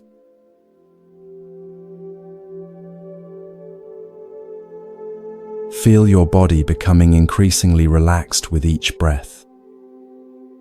Your thoughts beginning to quiet as you journey to another time and place. The modern world fades away as you find yourself in a traditional Japanese Zen monastery nestled among misty mountains. The air carries the scent of pine and wood smoke as you approach a cluster of simple wooden buildings surrounded by carefully tended gardens. This is the monastery of the renowned Zen master Bankei, whose teaching of the unborn Buddha mind has attracted students from throughout Japan. Unlike many strict Zen teachers of his era, Bankei is known for his compassionate approach and ability to express profound truths in language accessible to everyone, from scholarly monks to illiterate farmers. His monastery houses both dedicated disciples who have trained for many years and newcomers just beginning their spiritual journey. You find yourself drawn to the monastery kitchen, where the day's first meal is being prepared. Steam rises from large pots of rice as monks move with focused attention through their assigned tasks. In Zen monasteries, kitchen work is considered sacred, not merely a practical necessity, but an opportunity for mindfulness practice, where every chopped vegetable and washed bowl becomes a vehicle for awakening.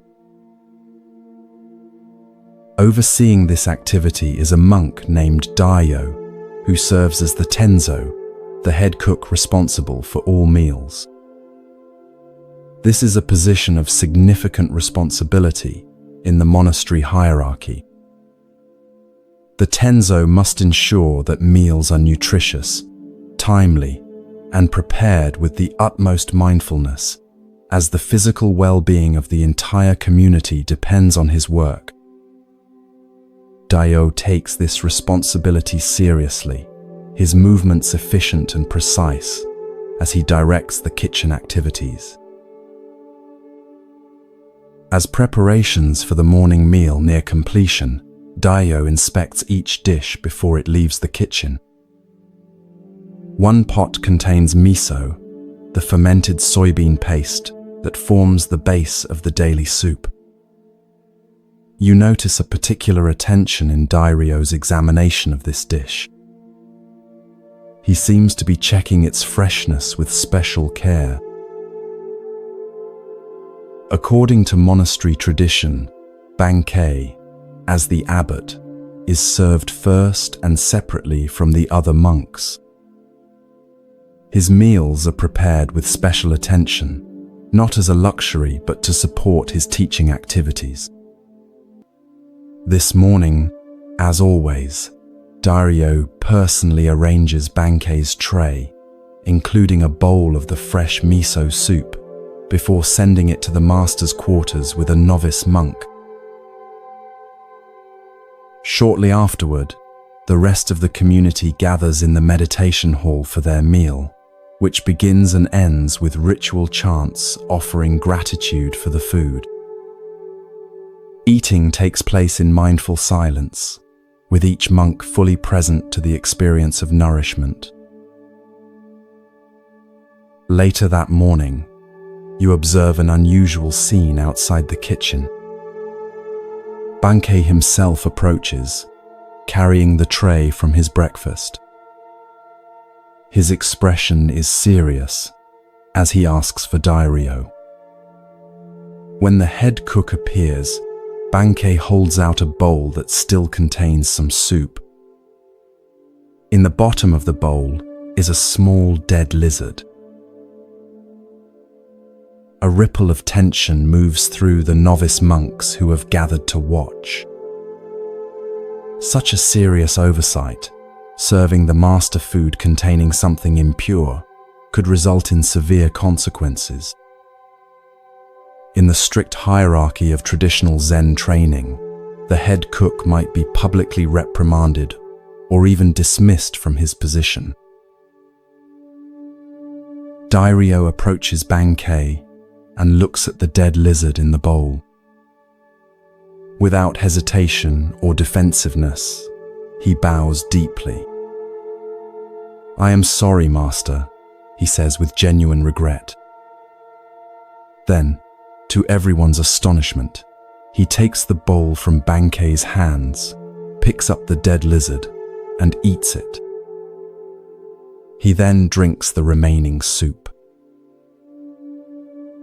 A collective gasp rises from the watching novices. Eating something impure, especially something that had died in food, violates not just culinary standards, but deeper cultural and religious taboos in Japanese Buddhism.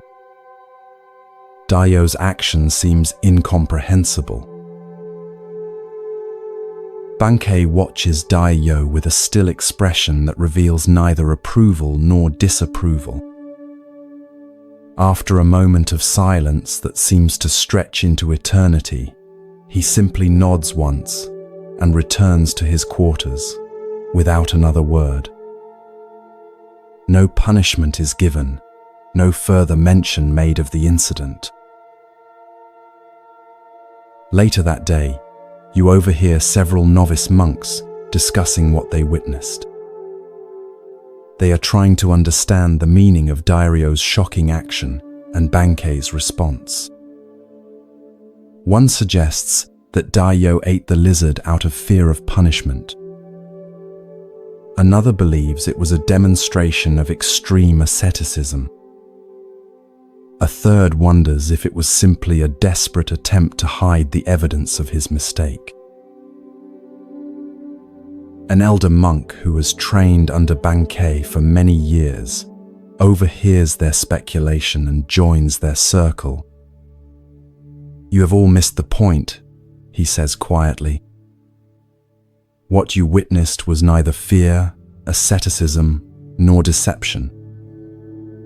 Dairyo's action embodied true responsibility. When we truly take responsibility, we don't make excuses or point fingers. We eat the consequences of our actions, literally in this case." "But couldn't he have simply apologized?" asks one of the novices. The elder monk smiles. "Words are cheap. Anyone can say, 'I'm sorry,' while inwardly making excuses or blaming circumstances. Dairyo didn't just acknowledge his mistake verbally, he fully embodied his responsibility by consuming the very consequence of his oversight.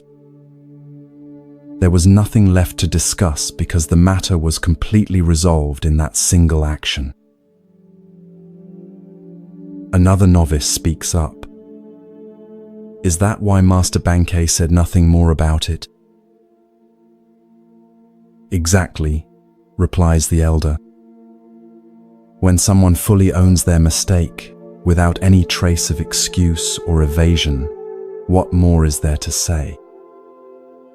Bankei recognized Dairyo's profound understanding and responded with equal clarity by allowing the matter to be completely finished. This remarkable story illuminates the Zen approach to responsibility and error. In our usual thinking, we often respond to mistakes with a complex internal process. First denial, then excuse, making, followed perhaps by reluctant admission, blame, shifting, promises of future improvement, and requests for forgiveness. This elaborate dance around error actually prevents us from fully experiencing and integrating the consequences of our actions. Dairyo demonstrates a radically different approach, what we might call eating the blame. Rather than engaging in explanation or justification, he literally consumes the evidence of his oversight. This physical act perfectly embodies the Zen principle of direct action, without the intermediary of excessive thought or speech. There is a mistake. He acknowledges it. He consumes it completely. The matter is finished. Notice the profound emotional freedom in this approach. When we fully accept responsibility, without any trace of defensiveness, we experience a paradoxical lightness. There is nothing to protect, nothing to defend, no elaborate narrative to maintain. This is remarkably different from our usual experience of making mistakes, where we often carry the heavy burden of justification, fear of judgment, and lingering shame. Bankei's response is equally instructive. He doesn't press the point, demand further apology, or use the incident as a teaching opportunity. He recognizes that Dairyo's action is complete in itself, a perfect expression of understanding that requires no elaboration. By simply nodding and walking away, Bankei acknowledges the completeness of Dairyo's response and allows the incident to be truly finished. In our personal relationships, how often do we keep mistakes alive through repeated reference, continuing blame, or demands for multiple apologies? Even after someone has acknowledged an error, we might continue to mention it, subtly punishing them or using it as leverage in future disagreements. Bankei demonstrates a more liberating approach. When responsibility is fully taken, the matter is completely closed, leaving no residue of resentment or recrimination. It's worth noting that Dairyo's action, while dramatic, wasn't performed as a public demonstration of virtue. He wasn't trying to impress Bankei or the other monks with his willingness to eat something impure. His action arose naturally from his deep understanding of responsibility. This points to another Zen principle, that true virtue isn't something we put on for others to see, but arises spontaneously from genuine realization. As you drift towards sleep, consider where in your life you might practice eating the blame. Where might you move from elaborate explanation to simple acknowledgement? From partial admissions couched in justifications to complete acceptance of responsibility? From verbal apologies to embodied action that makes things right? This practice doesn't mean taking blame for things that aren't your responsibility. That would be another form of evasion. Rather, it means fully acknowledging your part in situations without deflection or excuse. Like Dairyo with his lizard, you might find that when you fully consume your mistakes, rather than trying to explain them away, they are completely digested and transformed, leaving you lighter and freer to continue on your path. And like Bankei, you might discover that when others truly take responsibility, the most compassionate response is simply to allow the matter to be finished.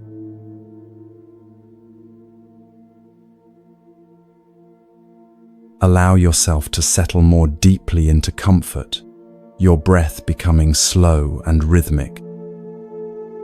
Feel the gentle weight of your body against the surface supporting you as your mind begins to drift. The boundaries of your everyday awareness soften as you journey to Japan during the early Meiji period, a time of profound transition as the country began opening to Western influences after centuries of isolation. You find yourself on a forested mountain path, leading to a renowned Zen temple. The temple belongs to Nanin, a Zen master whose piercing insight and uncompromising teaching have attracted serious students from throughout Japan. Unlike some masters who rely on dramatic methods or elaborate explanations, Nanin's approach is direct and subtle, often revealing profound truths through the simplest of gestures or observations. The temple itself reflects this quality, elegant in its simplicity, with clean lines and unadorned spaces that direct attention to the essential. As you approach the main gate, you notice a young monk sweeping the stone path with deliberate, mindful movements. This is Tenno, who has recently completed his 10-year apprenticeship under another teacher. Though technically no longer a novice, Tenno recognizes that his understanding remains incomplete. He has come to Nanin seeking further refinement of his practice and deeper insight into the nature of Zen. Tenno has already been with Nanin for several months. Each day follows a rigorous schedule of meditation, work practice, and study. You've observed that Tenno approaches these activities with admirable discipline and sincerity. His meditation posture is impeccable, his work thorough, his conduct respectful. By all conventional measures, he appears to be an exemplary Zen student. This morning, after completing his assigned tasks, Tenno approaches Nanin's quarters for Sanzen, the private interview between master and student that is at the heart of Zen training. These meetings typically focus on the student's understanding of assigned koans, or direct questions about their practice. You follow at a respectful distance, curious about what will transpire between them. As is customary, Tenno kneels outside Nanin's door, bows, and announces his presence with a small wooden gong. From inside, Nanin's voice invites him to enter. The master sits in simple robes on a cushion, his weathered face revealing little expression as Tenno bows and takes his place across from him. "How is your practice progressing?" Nan-in asks, his voice neither warm nor cold, but attentive. "I believe I am making steady progress, Master," Tenno responds. "I maintain mindfulness during seated meditation, walking practice, and temple work. I observe the precepts with care and study the sutras diligently." Nanin nods slightly. His next question comes unexpectedly. "And when you sleep?" Tenno hesitates, clearly caught off guard. I do not know how to practice while sleeping, Master." "Then your practice is not yet complete," Nan-in states simply. He reaches for his tea bowl, indicating that the interview is finished. Tenno bows and withdraws, his face reflecting confusion and concern. Over the following days, you notice him approaching his practice with even greater intensity, extending his meditation sessions, performing his tasks with painstaking attention, and studying late into the night. Yet when he returns for his next interview with Nanin, the exchange follows a similar pattern. "Have you learned to practice while sleeping?" Nanin asks. Tenno bows his head. "Not yet, Master. But I have increased my waking practice. I now meditate before dawn and continue until late evening." "That is commendable," Nanin acknowledges, "but your practice remains incomplete." This pattern continues for several months. Tenno exhausts himself with ever more rigorous practice during waking hours, yet Nanin's assessment remains unchanged. You begin to notice the physical toll on Tenno. His face grows gaunt, dark circles form under his eyes, and his movements, though still mindful, carry a quality of strain rather than natural presence. One day, as autumn leaves begin to fall, something shifts. Instead of intensifying his formal practice even further, Tenno appears to step back. He continues his daily activities but with a different quality, less striving, more ease. He begins to take afternoon walks in the forest. Sometimes he sits by the stream near the temple, doing nothing in particular. He even allows himself adequate rest at night, rather than pushing his body to extremes of wakefulness. When Tenno next appears for his interview with Nanin, a subtle change is evident in his demeanor. There is a natural relaxation in his posture, a clarity in his eyes that wasn't visible before. After the customary bows, Nanin again asks his question, "Have you learned to practice while sleeping?" "Master," Tenno responds with a small smile, "when I sleep, I just sleep." Nanin's face breaks into a warm smile, the first you've seen from the usually reserved master. "Now your practice is beginning to mature," he says. "When you sit, just sit. When you walk, just walk. And when you sleep, just sleep." This is the heart of Zen, to be completely present in each activity, without adding anything extra.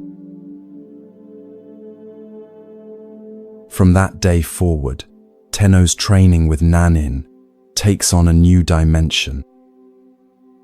Rather than focusing solely on formal meditation periods, Nanin begins to emphasize what might be called every-minute Zen, the practice of bringing complete presence to each moment of daily life. Whether eating, cleaning, conversing, or resting, Tenno learns to be fully there, without division or distraction. Years later, when Tenno has become a teacher in his own right, a student asks him about the most important turning point in his training. Tenno smiles and shares the story of his struggle to practice while sleeping. "I had been approaching Zen as something to achieve, a state to attain through effort," he explains. "What Nan-in helped me realize was that authentic practice isn't about adding a special Zen quality to our activities. It's about removing the barriers to fully experiencing what is already here. When we sleep, we completely become sleep. When we eat, we completely become eating. No separation, no observer standing apart from experience. This is every-minute Zen." This simple yet profound story illuminates several essential aspects of authentic spiritual practice. First is the trap that Tenno initially fell into, the mistake of compartmentalizing practice, seeing it as something we do during certain designated activities but not others. Many of us make this same error, believing that spirituality happens in meditation halls, yoga studios, or houses of worship, but remains separate from ordinary life. We create an artificial division between sacred and secular, practice time, and the rest of our day. Nanin's persistent question about practicing while sleeping challenged this compartmentalization. Sleep represents the ultimate non-doing state. We cannot approach it through effort or control. We cannot force ourselves to sleep through willpower, nor can we remain consciously vigilant while sleeping. By highlighting this apparent paradox, Nanin was pointing to a fundamental misunderstanding about the nature of practice itself. Notice how Tenno initially responded by intensifying his efforts during waking hours, a common but misguided approach when we feel our practice is inadequate. We often believe that if our meditation, prayer, or other spiritual activities aren't yielding the results we seek, we simply need to do more of them or perform them more rigorously. This approach reflects a fundamental misunderstanding of spiritual practice as primarily a doing rather than a being. The breakthrough came when Tenno shifted from striving to allowing from trying to practice sleep to simply sleeping. This represents a profound shift from practice as a special activity we perform to practice as the direct, unmediated experience of whatever is happening. When we fully inhabit each moment without adding anything extra, when we just sleep while sleeping, just eat while eating, just sit while sitting, we discover the heart of Zen. This quality of complete presence has been described by Zen master Dogen as body and mind dropping away. It's not that the body and mind disappear, but rather that the sense of a separate self managing the experience falls away. There is just the pure experience itself, undivided, unmediated, complete. This is what Nanin meant by every minute Zen, a practice not confined to special times or activities, but available in each moment of life. The paradox, which Tenno eventually discovered, is that this complete presence often emerges naturally when we stop trying so hard to practice in the conventional sense. His breakthrough came not by intensifying effort, but by allowing a natural relaxation into the reality of each moment. This doesn't mean abandoning formal practice periods, which provide important training and support, but rather understanding their true purpose, not as special spiritual times, distinct from ordinary life, but as concentrated opportunities to cultivate the awareness that can permeate every moment. As you drift towards sleep, consider your own relationship with practice. Do you, like Tenno initially, compartmentalize your spiritual life? Do you have designated practice times that seem disconnected from the rest of your experience? Can you sense the possibility of an every-minute Zen that embraces all activities, from the sublime to the mundane, from active engagement to complete rest? Perhaps tonight, as you transition into sleep, you might experiment with Tenno's discovery. Rather than trying to maintain awareness during sleep, which creates a division between the observer and the experience, simply allow yourself to fully become sleep. No separation, no effort, no practice, just the complete embrace of what is already naturally occurring. This is not the abandonment of practice, but its fulfillment, the discovery that when we drop all trying, even the trying to practice, what remains is the natural wakeful awareness that has been present all along. As you release into sleep, allow Nanin's wisdom to accompany you. When you sleep, just sleep.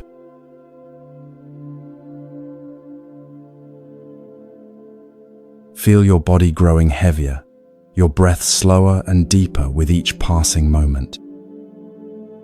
The concerns of your day gradually dissolve as you journey to a different time and place. The familiar surroundings of your room fade away, replaced by the sights, sounds, and scents of ancient Japan. You find yourself approaching a modest temple nestled among pine-covered hills. This temple is known not for its grandeur or famous lineage, but for the wisdom of its elderly master. Though his name has been forgotten in historical records, his teachings live on through stories passed down through generations of students. The temple grounds are simple, but meticulously maintained. Stone pathways swept clean, gardens tended with care, buildings modest but in good repair. The atmosphere reflects the master's teaching style, unpretentious, practical, and directly addressing the challenges of everyday life. As you approach the main hall, you notice unusual activity. A prosperous merchant has arrived with his entourage, servants carrying elaborate gifts, fine horses tethered nearby, the merchant himself dressed in silk robes that mark his wealth and status. Such a visitor is uncommon at this humble temple, which typically attracts local farmers, tradespeople, and the occasional wandering monk. The merchant appears to be in his middle years, with the confident bearing of one accustomed to respect and deference. Yet there is something in his expression, a subtle tension around his eyes, a slight furrow in his brow, that suggests inner disquiet beneath his prosperous exterior. He has come seeking something that his wealth has been unable to provide. You follow at a respectful distance as the temple attendants guide the merchant to the master's quarters.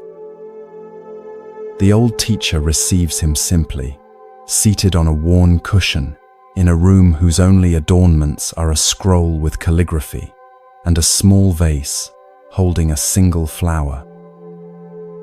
The contrast between the merchant's finery and the master's plain surroundings could not be more striking. After the customary greetings and tea, the merchant explains the purpose of his visit.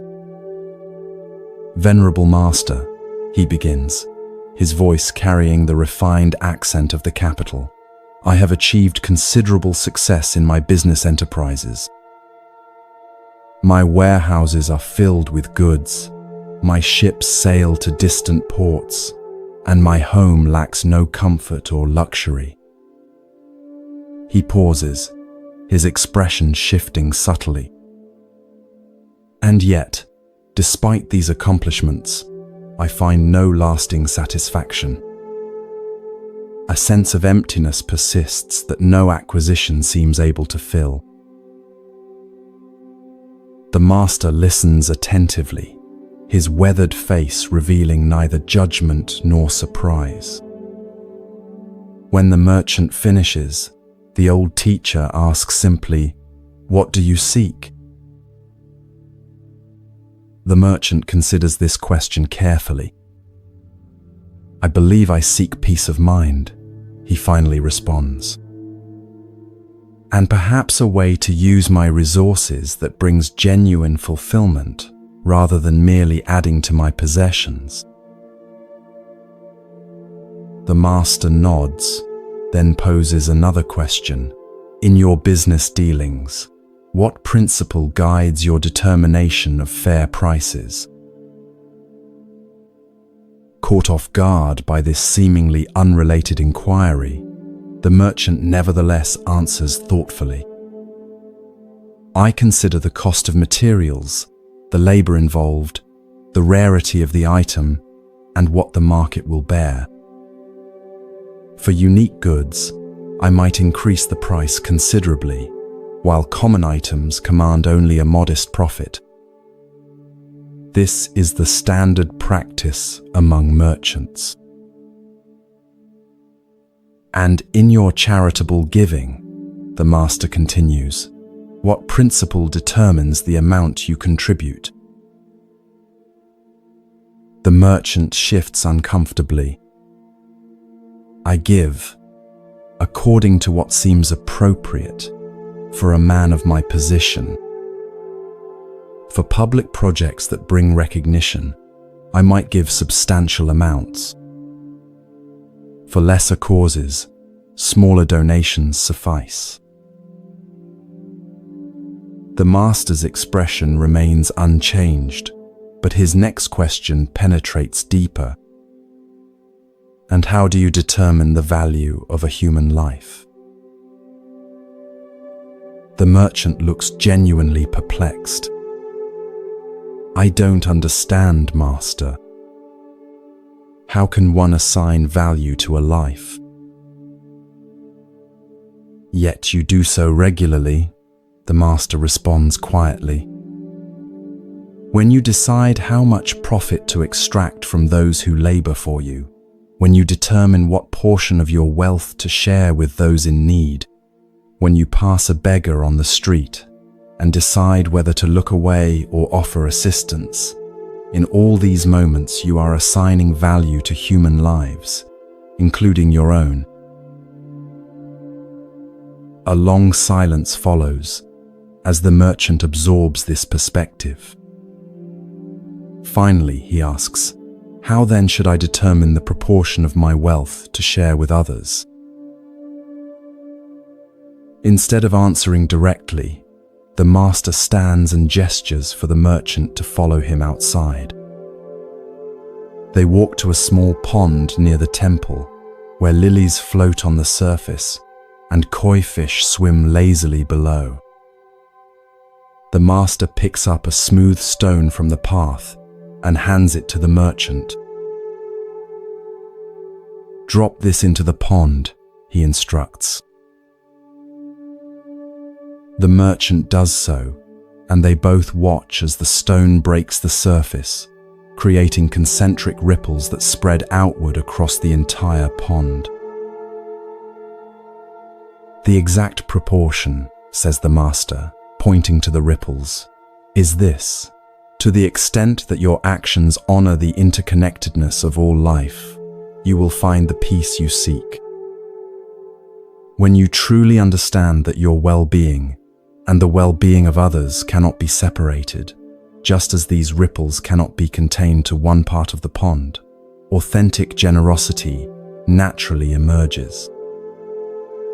It is no longer a calculation of how much to give away, but a recognition that genuine wealth lies in creating ripples of benefit that extend beyond yourself."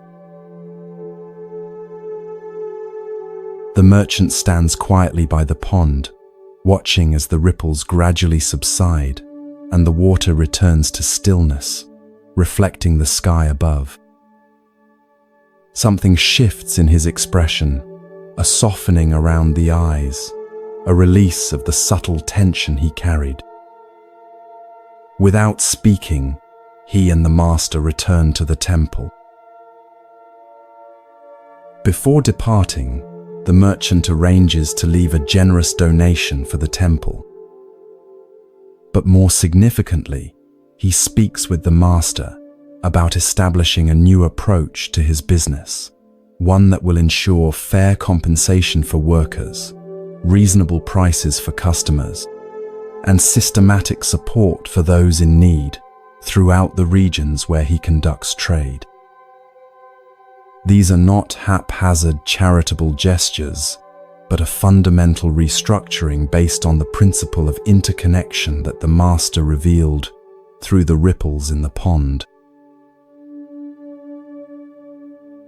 Years later, the merchant's business enterprises become known not just for their commercial success, but for their positive impact on entire communities. The exact proportion that the master revealed has transformed not only the merchant's approach to wealth, but his experience of life itself. The emptiness that drove him to seek the master's guidance has been replaced by a sense of purpose and connection that no amount of mere acquisition could have provided. This story illuminates profound truths about our relationship with resources, generosity, and the nature of true fulfillment. At its heart is the recognition that we exist in a web of interconnection, where artificial boundaries between self and other obscure a deeper reality. The master's demonstration with the stone and pond offers a vivid metaphor for this truth. Just as ripples cannot be contained to one section of water, but naturally extend across the entire surface, our actions inevitably affect the larger whole of which we are part. The merchant's initial approach to charity calculating appropriate amounts based on status, recognition, or social expectations, reflects how many of us think about giving. We ask, how much should I give? What's the right percentage? What's required or expected? These questions assume a fundamental separation between giver and recipient, between my resources and others' needs. They frame generosity as a transaction rather than a recognition of interconnection. The exact proportion revealed by the Master transcends these calculations. It's not a formula or percentage, but a principle. Authentic generosity flows naturally from the recognition that our well-being is inseparable from the well-being of others. When we truly understand this, giving becomes less about charity in the conventional sense, and more about honoring the reality of our interdependence. We recognize that creating conditions where others can thrive ultimately enriches our own experience as well. This principle applies not just to financial resources, but to all forms of giving, our time, attention, skills, and presence. When we offer these gifts from a recognition of our interconnection rather than from obligation or expectation of return, they carry a different quality. There's a naturalness and joy in such giving that is absent when we're merely fulfilling social obligations or attempting to accumulate spiritual merit. The merchant's transformation illustrates another key insight, that the emptiness he experienced amid material abundance couldn't be filled by acquiring more, but only by recognizing his place within a larger whole. This echoes a central teaching across wisdom traditions, that lasting fulfillment arises not from satisfying the self's endless desires, but from transcending exclusive identification with the separate self. As we extend our concern and care beyond our immediate interests, we paradoxically experience a deeper sense of meaning and sufficiency. In the language of Buddhism, this shift reflects the movement from a consciousness dominated by greed, aversion, and delusion, the three poisons that create suffering, to one characterized by generosity, compassion, and wisdom. The Master didn't ask the merchant to abandon his business or give away all his wealth. Rather, he invited him to transform his relationship with resources by recognizing the illusory nature of separation and allowing that recognition to inform his decisions. As you drift towards sleep, consider the ripples that your own life creates in the pond of interconnection. Where might you be calculating giving based on external measures, rather than recognizing fundamental interconnectedness? How might your approach to resources, whether material wealth, time, attention, or care, shift if viewed through the lens of interdependence rather than separation? Perhaps the exact proportion that brings lasting fulfillment is not a numerical formula, but a way of being that honors the reality that, like ripples in a pond, our well-being and the well-being of others cannot ultimately be separated.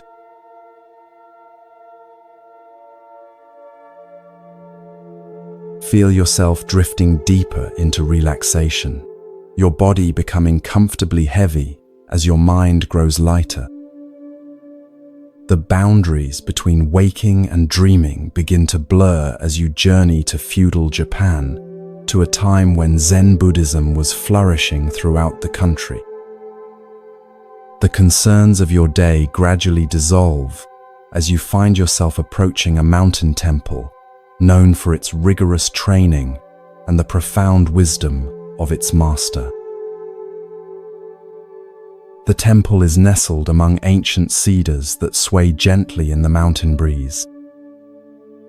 Stone lanterns line the path leading to its entrance, and the air carries the delicate scent of incense. Unlike the grand temples of Kyoto, this one is relatively modest, its beauty lying in its harmony with the natural surroundings rather than in elaborate ornamentation. This is a place dedicated to serious practice rather than ceremonial display. As you approach the main gate, you notice an unusual visitor arriving, a scholar dressed in the fine robes of the educated elite, accompanied by several attendants carrying scrolls and writing materials. This is clearly no ordinary pilgrim seeking simple spiritual guidance. The scholar's bearing suggests someone accustomed to academic debate and intellectual mastery, rather than the humble posture typical of those who come to study Zen. You learn from overhearing the temple monks that this visitor is a renowned philosopher and scholar who has written extensively on Buddhist doctrine. His commentaries on sutras are studied throughout the country, and his reputation for intellectual brilliance is matched only by his confidence in debate. He has come to challenge the temple's master, believing that through rigorous philosophical questioning, he can either expose limitations in the Zen approach or gain new insights to incorporate into his scholarly work. The scholar is escorted to the master's modest quarters. You follow discreetly, curious about how this encounter between intellectual prowess and Zen directness will unfold. The master, an elderly monk with a weathered face and clear eyes, receives the scholar without ceremony, inviting him to sit on a simple cushion across from his own. "I have studied Buddhist texts extensively," the scholar begins, "and have engaged in debate with masters of various schools. I find Zen's claim to transmission beyond words and letters philosophically problematic. If truth cannot be expressed in language, how can it be communicated at all? And if it can be communicated without words, why have Zen masters themselves written so many commentaries?" The master listens attentively, neither impressed nor dismissive. When the scholar finishes his opening challenge, the master asks simply, "Would you like some tea?" Somewhat taken aback by this seemingly irrelevant response, the scholar nevertheless agrees. As the master prepares the tea with mindful movements, the scholar launches into a detailed critique of Zen methodology, citing apparent contradictions between different masters' approaches and questioning the efficacy of meditation compared to intellectual analysis. The master places a cup of tea before the scholar without comment and returns to his seat. Undeterred, the scholar continues his philosophical questioning, touching on the nature of Buddha nature, the problem of dualistic thinking, and the paradoxes inherent in seeking enlightenment through practice.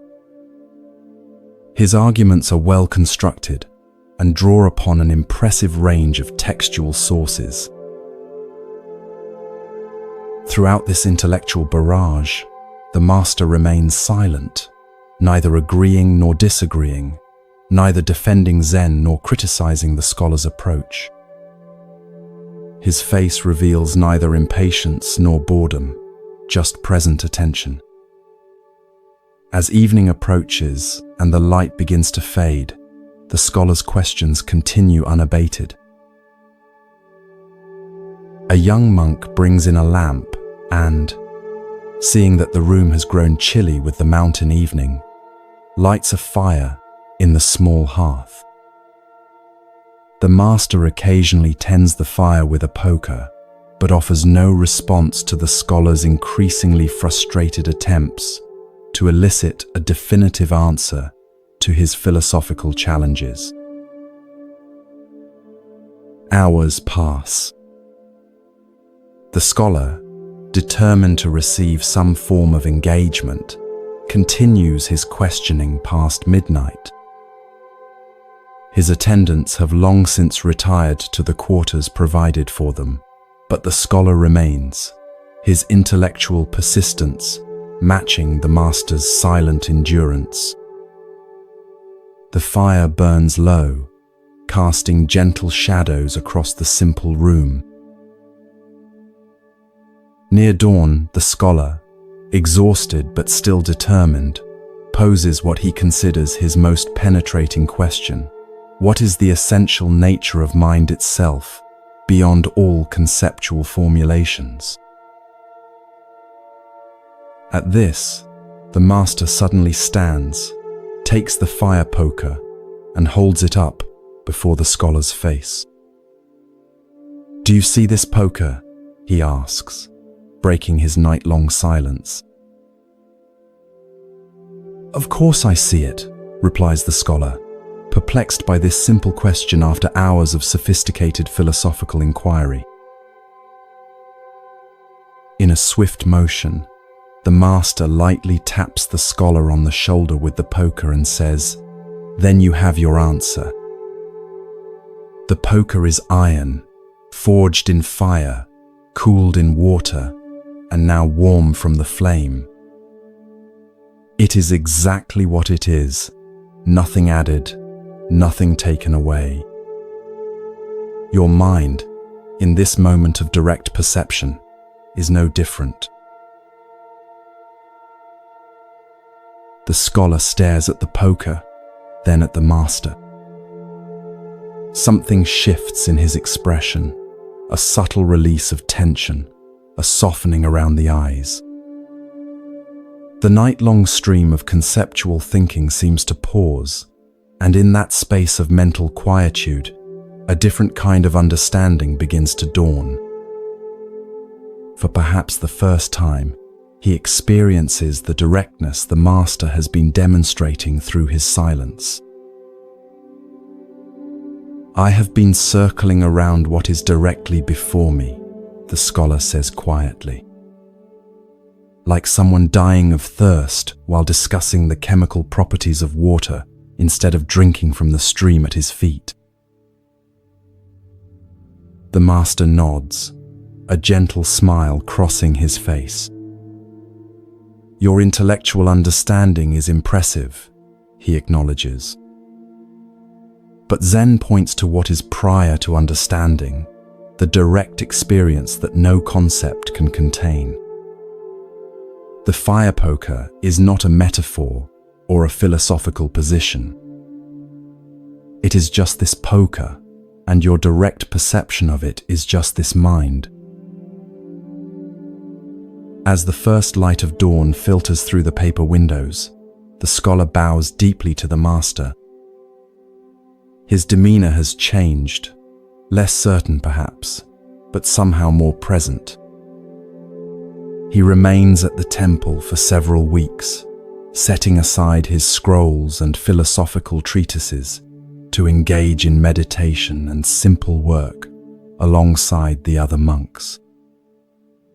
When he eventually returns to his academic life, his writings reflect a new dimension, still intellectually rigorous, but now informed by an appreciation for the direct experience that lies beyond conceptual understanding. This story illuminates a fundamental aspect of Zen practice, the limitation of intellectual understanding and the power of direct experience. The scholar approaches Zen as he would any other philosophical system, assuming that its truths can be grasped through analysis, comparison, and logical deduction. His questions, while sophisticated, all operate within the realm of conceptual thinking, the realm of maps rather than territory. The master's prolonged silence is not merely a teaching technique or a refusal to engage. It is itself a demonstration of what Zen points toward, the direct presence that precedes and transcends conceptual elaboration. By neither defending Zen philosophically nor dismissing the scholar's questions, the master creates a space where something beyond intellectual exchange can potentially emerge. The fire poker becomes the perfect instrument for this teaching, an ordinary object with no special spiritual significance, yet in that moment of direct perception, revealing the nature of mind itself. When the master asks, "Do you see this poker?" he is pointing to the immediacy of perception that occurs before thought categorizes, analyzes, or evaluates. This direct seeing is what Zen means by original mind or Buddha nature, not some mystical state or philosophical concept, but the simple, ordinary awareness that is always present, yet often overlooked as we become entangled in our thoughts about reality rather than reality itself. Notice the critical role of persistence in this story. Had the scholar given up after a few hours of the master's silence, the breakthrough might never have occurred. It was precisely his exhaustion, the wearing down of his habitual intellectual approach, that created the conditions for a different kind of understanding to emerge. Sometimes, our most cherished mental habits must be exhausted before we can experience the simplicity that lies beyond them. This parallels the experience of many who practice meditation. Often, we begin with concepts about what meditation should accomplish or what enlightenment might feel like. We analyze our experiences, evaluate our progress, and compare our practice to our expectations. Only when this conceptual approach is thoroughly exhausted, often after many hours on the cushion, does the mind naturally settle into direct presence, neither grasping at experiences nor rejecting them, simply being with what is. The scholar's realization that he has been circling around what is directly before me reflects a universal human tendency. We often become so engrossed in our thoughts about reality that we miss the direct experience of it. We analyze relationships instead of being fully present with others, theorize about happiness rather than noticing moments of contentment when they arise, accumulate spiritual concepts instead of living from the awareness that all such concepts attempt to describe. The master's acknowledgement of the scholar's intellectual abilities is significant. Zen doesn't reject intellectual understanding, it simply recognizes its limitations. Concepts and analyses have their place. They help us organize experience, communicate with others, and solve practical problems. But they are tools rather than the truth itself, maps rather than the territory they represent.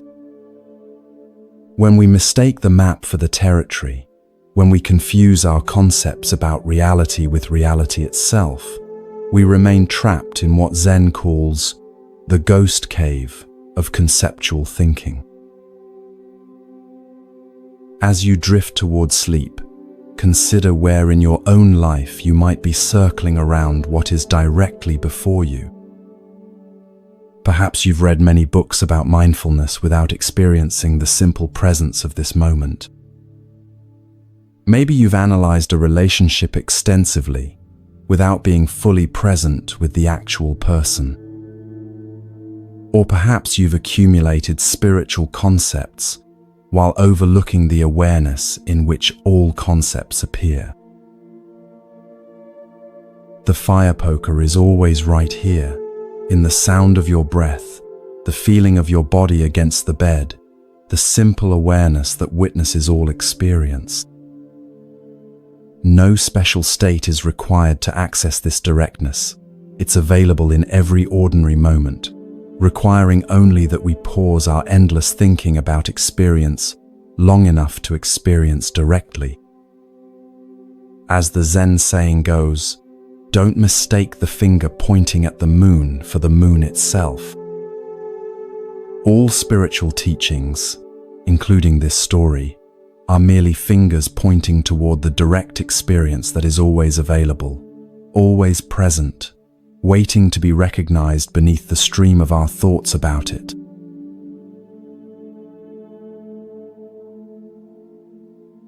Feel your body becoming heavier with each breath, sinking deeper into comfort.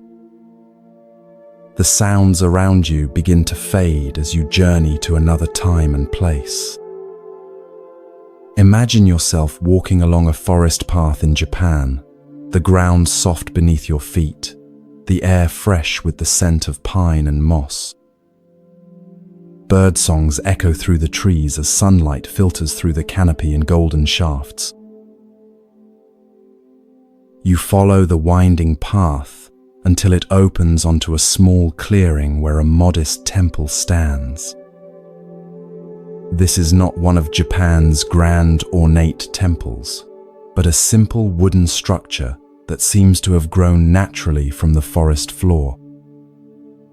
A stream runs nearby, its gentle murmur creating a perfect backdrop for meditation.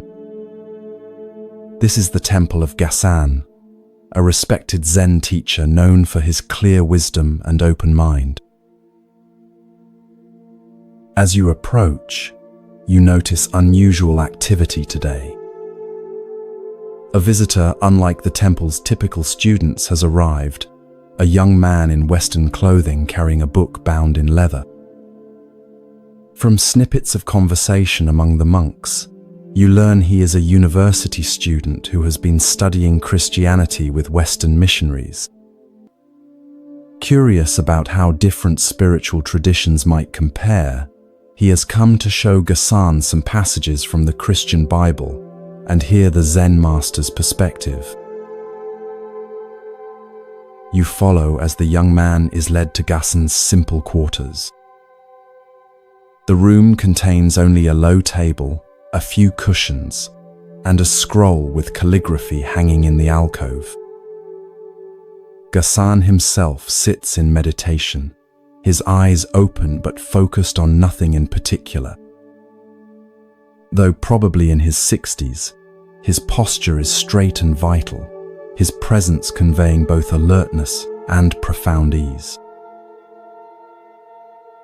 The student bows respectfully and introduces himself.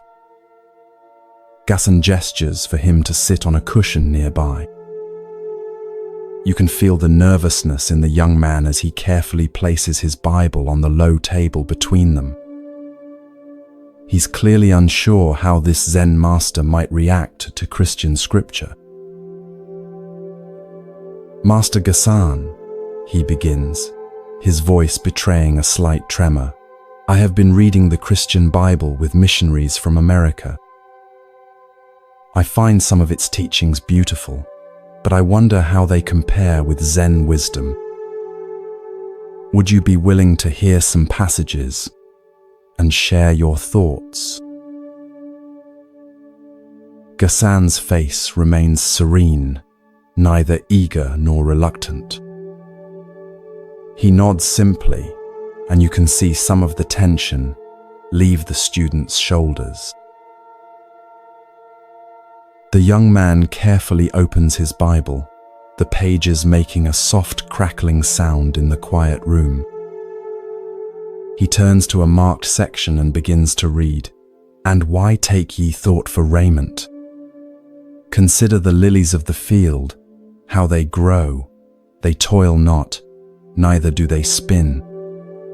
And yet I say unto you, that even Solomon in all his glory was not arrayed like one of these." The student pauses, watching Ghassan's face for a reaction. The master's eyes have softened, and a subtle smile plays at the corners of his mouth. "Whoever uttered those words," Ghassan says quietly, "I consider an enlightened man." Surprise and delight flash across the student's face. He hadn't expected such immediate appreciation from a Buddhist master for Christian scripture. Encouraged, he turns to another passage and continues reading. "Ask, and it shall be given you. Seek, and ye shall find. Knock, and it shall be opened unto you.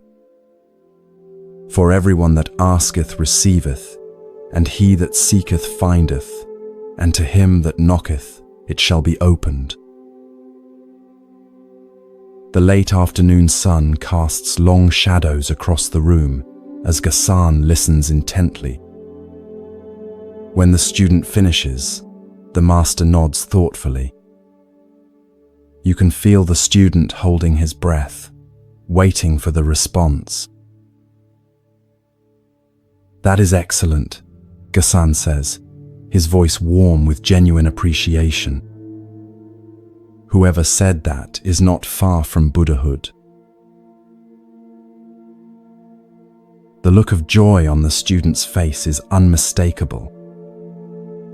You can almost see his conception of spiritual boundaries dissolving before your eyes. What he had perhaps imagined as competing religious systems now appears in a new light, as different expressions of the same fundamental truths. As twilight approaches, student and master continue their conversation, the atmosphere growing increasingly warm and open. You notice how Ghassan neither adopts Christian terminology nor attempts to convert the passages into Buddhist concepts. He simply recognizes truth when he encounters it, regardless of its source or packaging. Later, as the student prepares to leave, he asks one final question. "Master Ghassan, do you find that the essential teachings of Christianity and Buddhism are the same?" Ghassan looks at him with clear eyes that seem to see far beyond the surface of things. "Truth is truth," he replies simply. "When we recognize the lilies of the field in their suchness, when we understand the nature of seeking and finding, these insights transcend any single tradition. The packaging may differ, but when genuine wisdom speaks, those with open hearts recognize it, whether it comes from the Buddha, Jesus, or the wind in the pine trees." As the student bows and departs, you notice how differently he carries himself, more lightness in his step, more openness in his face. He came seeking comparison and perhaps validation of one tradition over another. He leaves with something far more valuable, a glimpse of the universal truth that all genuine spiritual paths point toward. This simple yet profound encounter reveals much about the nature of true spiritual understanding. Ghassan demonstrated what we might call religious literacy, the ability to recognize wisdom regardless of its source or the tradition from which it emerges. Rather than getting caught in doctrinal differences or theological debates, he went straight to the heart of the teachings themselves. The passages the student read contain insights that align perfectly with Zen understanding. "Consider the lilies of the field" points to the natural perfection that exists prior to human striving, what Zen might call our original nature that needs no adornment or improvement. Just as the lilies grow naturally, Without effort or anxiety about their appearance, our true nature manifests most perfectly when we stop trying to enhance or perfect ourselves through endless striving. Similarly, "Seek and ye shall find" reflects the Zen understanding that our essential nature, what some traditions call Buddha nature, is always present but must be recognized through sincere inquiry. The seeking itself becomes a form of finding when approached with genuine openness.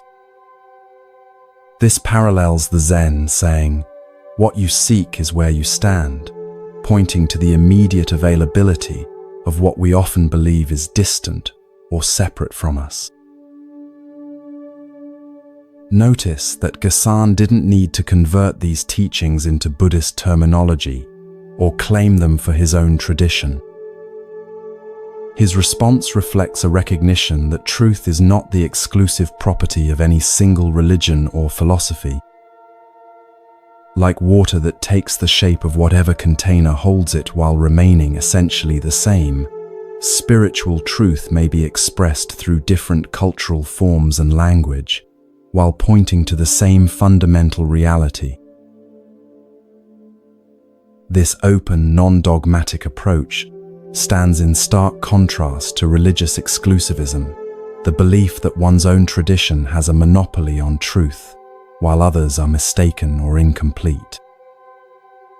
Gasan demonstrates a more inclusive understanding that sees different spiritual traditions not as competitors, but as diverse expressions of human wisdom responding to the same fundamental questions: what is our true nature?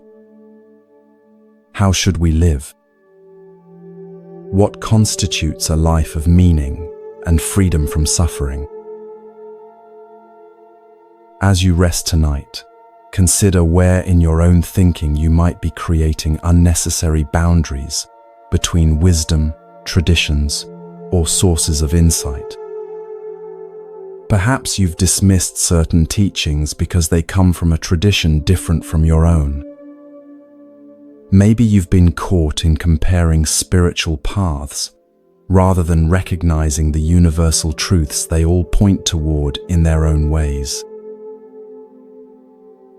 Gasan's approach invites us to become wisdom collectors rather than belief defenders, to recognize truth wherever we encounter it, whether in ancient texts, modern science, artistic expression, or our own direct experience. This doesn't mean that all spiritual teachings are identical or equally valuable in all contexts, but it suggests that genuine wisdom has a universal quality that resonates beyond the boundaries of any single tradition. As your awareness drifts towards sleep, imagine yourself sitting in Gasan's simple room, sunlight filtering through paper windows, the sound of the stream mixing with birdsong outside. Feel the openness that comes when we stop deciding in advance where truth can and cannot be found. Like Gasan, we might discover that wisdom speaks in many languages, and that an open heart recognizes its voice, regardless of the words it uses. This recognition doesn't diminish our own tradition, but enriches it, connecting us to the larger human quest for understanding that transcends all boundaries of time, culture, and belief.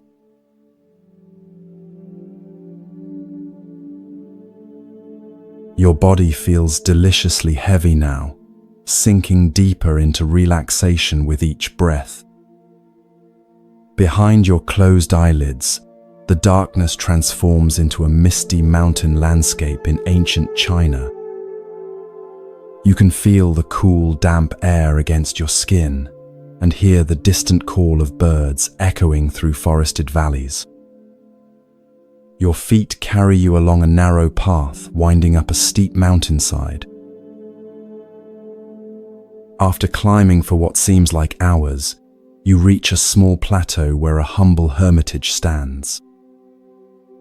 Built of rough-hewn timber with a thatched roof, It blends so naturally with its surroundings that you might have missed it if not for the thin wisp of smoke rising from its central fire pit. This is the dwelling of Master Gute, a Zen teacher who left the comforts of temple life years ago to practice in solitude. Despite his preference for isolation, Gute's reputation for wisdom has spread, and occasionally seekers brave the difficult journey to receive his teaching. Today, you're not the only visitor. Just ahead of you on the path walks a young monk, his simple robe dusty from travel, determination evident in his steady pace. As you both approach the hermitage, the door slides open. Master Gute appears, a wiry man of middle years, with weathered skin and clear, penetrating eyes. His appearance is unremarkable. Nothing about his physical presence suggests spiritual accomplishment or special status. Yet something in his quality of attention, in the way he fully occupies this moment, creates an atmosphere of extraordinary presence. The young monk bows deeply. "Master Gute," he says, his voice reflecting both respect and eagerness, "I have traveled far to ask you about the essential nature of Zen. What is the fundamental teaching? What is the truth that the Buddha realized under the Bodhi tree?" You watch carefully, expecting Gute to respond with a profound statement, perhaps a quote from the sutras or a paradoxical Zen saying. Instead, something unexpected happens. Gute slowly raises his right hand, extends his index finger, and points upward, saying nothing at all. His face remains impassive, yet somehow radiates complete conviction. The young monk appears confused. He waits for further explanation, but none comes. Gute simply stands there, finger raised, in eloquent silence. After several moments, the monk bows again and backs away, clearly unsure what to make of this strange response. You follow the young monk as he makes his way to a small meditation hut nearby, provided for visitors who wish to stay and practice. For several days, he sits in meditation, occasionally walking in the surrounding forest. You can almost see the wheels turning in his mind as he attempts to decipher the meaning of Gute's finger. Is it pointing to the sky? To the oneness of all things? Is it a symbol to be understood, or is the gesture itself the teaching? The monk approaches Gute several more times, asking follow-up questions, seeking clarification. Each time, regardless of what is asked, Gute responds only by raising his index finger. Nothing more. You notice how the raised finger itself begins to take on a mysterious power, not as a conceptual explanation, but as a direct expression of something beyond words. Weeks pass. The monk remains at the hermitage, helping with daily chores, carrying water from the stream, chopping firewood, preparing simple meals. Throughout these activities, he continues to contemplate the meaning of the master's finger. You observe how, despite his confusion, something is shifting in his demeanor, a subtle loosening of his intellectual grasping, a growing receptivity to direct experience rather than explanation. One morning, the monk encounters a wild-eyed boy of about 10 years old, who occasionally brings supplies to the hermitage from the nearest village. The boy has heard about the famous one-finger Zen of Master Gutei and with childish mischief raises his own finger when he sees the monk approaching. "That's Master Gutei's teaching," the boy says with a giggle, his finger pointing skyward in imitation of the master. You feel a surge of protective concern as you watch this scene unfold. The monk has been sincerely struggling with this profound teaching, and now this child seems to be making light of it. How will he respond to such apparent disrespect? To your surprise, the monk does something unexpected. He reaches out suddenly, grabs the boy's extended finger, and pulls it sharply. The boy cries out in pain, tears immediately springing to his eyes. As the boy stands there nursing his hurt finger, shock evident on his face, the monk leans in close and raises his own finger exactly as Gutei does. The boy stares at the monk's finger, then at his face, and something extraordinary happens. His expression transforms from pain to sudden understanding. Without a word being exchanged, something has been transmitted between them. The boy bows awkwardly, then scampers away down the mountain path, forever changed by the encounter. That evening, as twilight casts long shadows across the plateau, you see the monk approach Gutei's hermitage one final time. His demeanor is different now, more settled, more present. When Gutei slides open the door, the monk bows and then, with perfect timing, raises his own index finger in silent response. Gutei studies him carefully, looking deep into his eyes as if searching for something beyond the mere imitation of the gesture. Whatever he sees there must satisfy him, for his weathered face breaks into a rare smile. Master and student stand facing each other, each with one finger raised, a perfect mirror image. No words are exchanged, yet volumes are communicated in that silent moment. The next day, the monk prepares to depart. As he shoulders his small travel pack, Gutei appears to see him off. With a twinkle in his eye, the master raises his finger one last time. The monk bows deeply, turns, and begins his descent down the mountain path. You notice he doesn't look back, yet somehow carries Gutei's presence with him, not as a memory or concept, but as a living reality that has become part of his own being.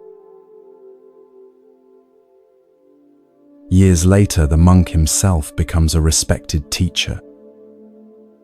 When students come asking about the essential nature of Zen, he simply raises his index finger, carrying forward Gutei's direct transmission.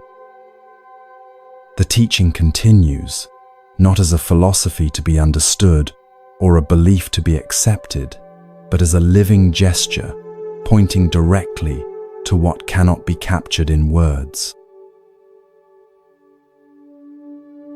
This story illuminates the heart of Zen's approach to spiritual transmission, the direct pointing to truth beyond conceptual understanding.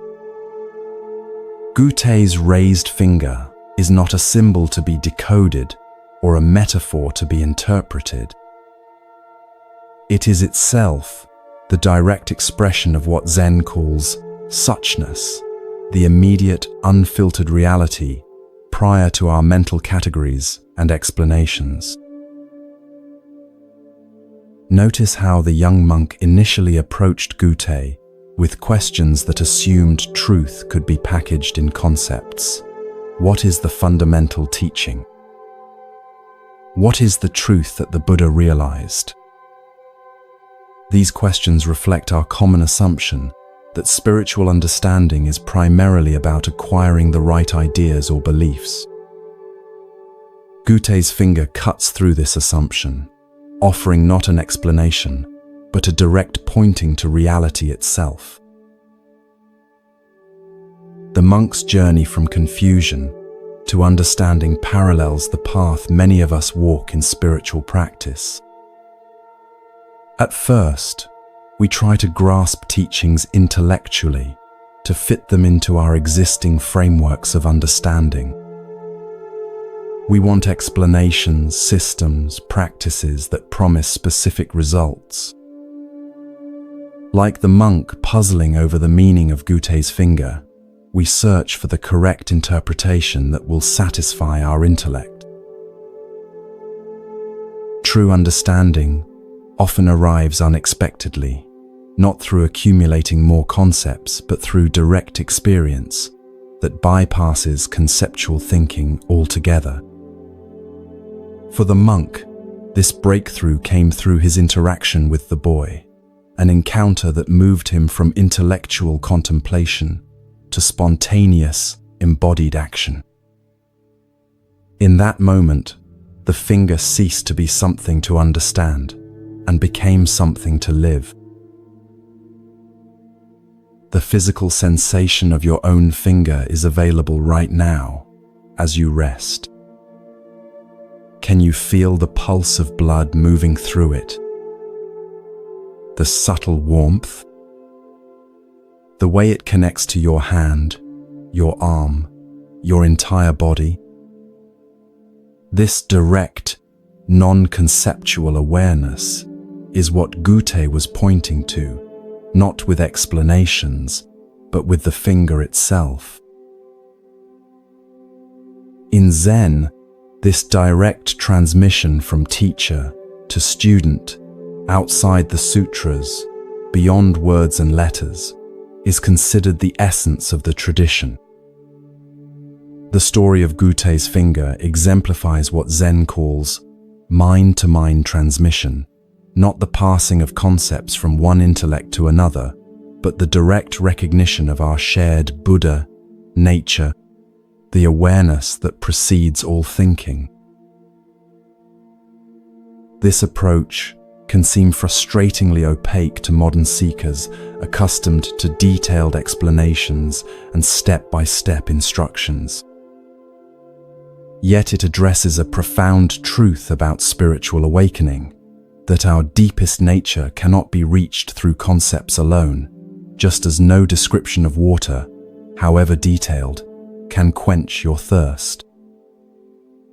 Only direct experience satisfies. As you drift towards sleep, imagine yourself on that misty mountain plateau with Gute. Feel the cool air on your skin, hear the distant call of birds.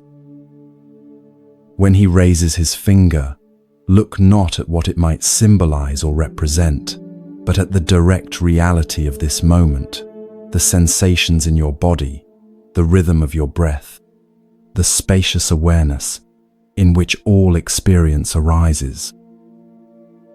Like the monk who eventually understood, you too might discover that the deepest truths are not grasped through thinking, but realized through direct presence with what is, just as it is. Gute's finger continues to point the way, even now, even here.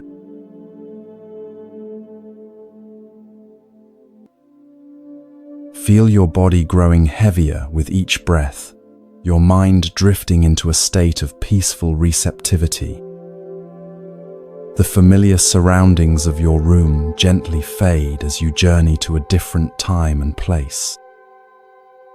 The soft darkness behind your eyelids transforms into a bustling marketplace in medieval Japan. The air fills with the mingled scents of fresh vegetables, fish, incense, and wood smoke. You find yourself standing at the edge of the market square, where vendors call out their wares and shoppers haggle over prices. Children dart between stalls, and merchants carefully count coins. It's a scene of ordinary commerce, until your attention is drawn to an extraordinary figure making his way through the crowd. Unlike the serious-faced merchants and purposeful shoppers, this man radiates an unmistakable joy. He's a portly monk with a shaved head, dressed in simple robes that have seen better days. A large cloth sack is slung over his shoulder, and his face bears the broadest, most genuine smile you've ever seen. Children flock to him, and even the harried adults seem to brighten as he passes. Who is that? You ask a nearby vegetable seller who's watching the monk with evident affection. That's Hote, she replies, smiling herself now. Some call him the happy Chinaman, though no one knows if he really came from China. He's been wandering these parts for as long as anyone can remember. You follow Hote as he makes his way through the marketplace. Unlike other monks who solemnly request alms, Hote seems to be giving rather than receiving. From his large sack, he produces small treats for the children, sweet rice cakes, tiny carved wooden animals, colorful pebbles that catch the light. Each gift is presented with a delighted laugh, as if the giving brings him more joy than the receiving could possibly bring the children.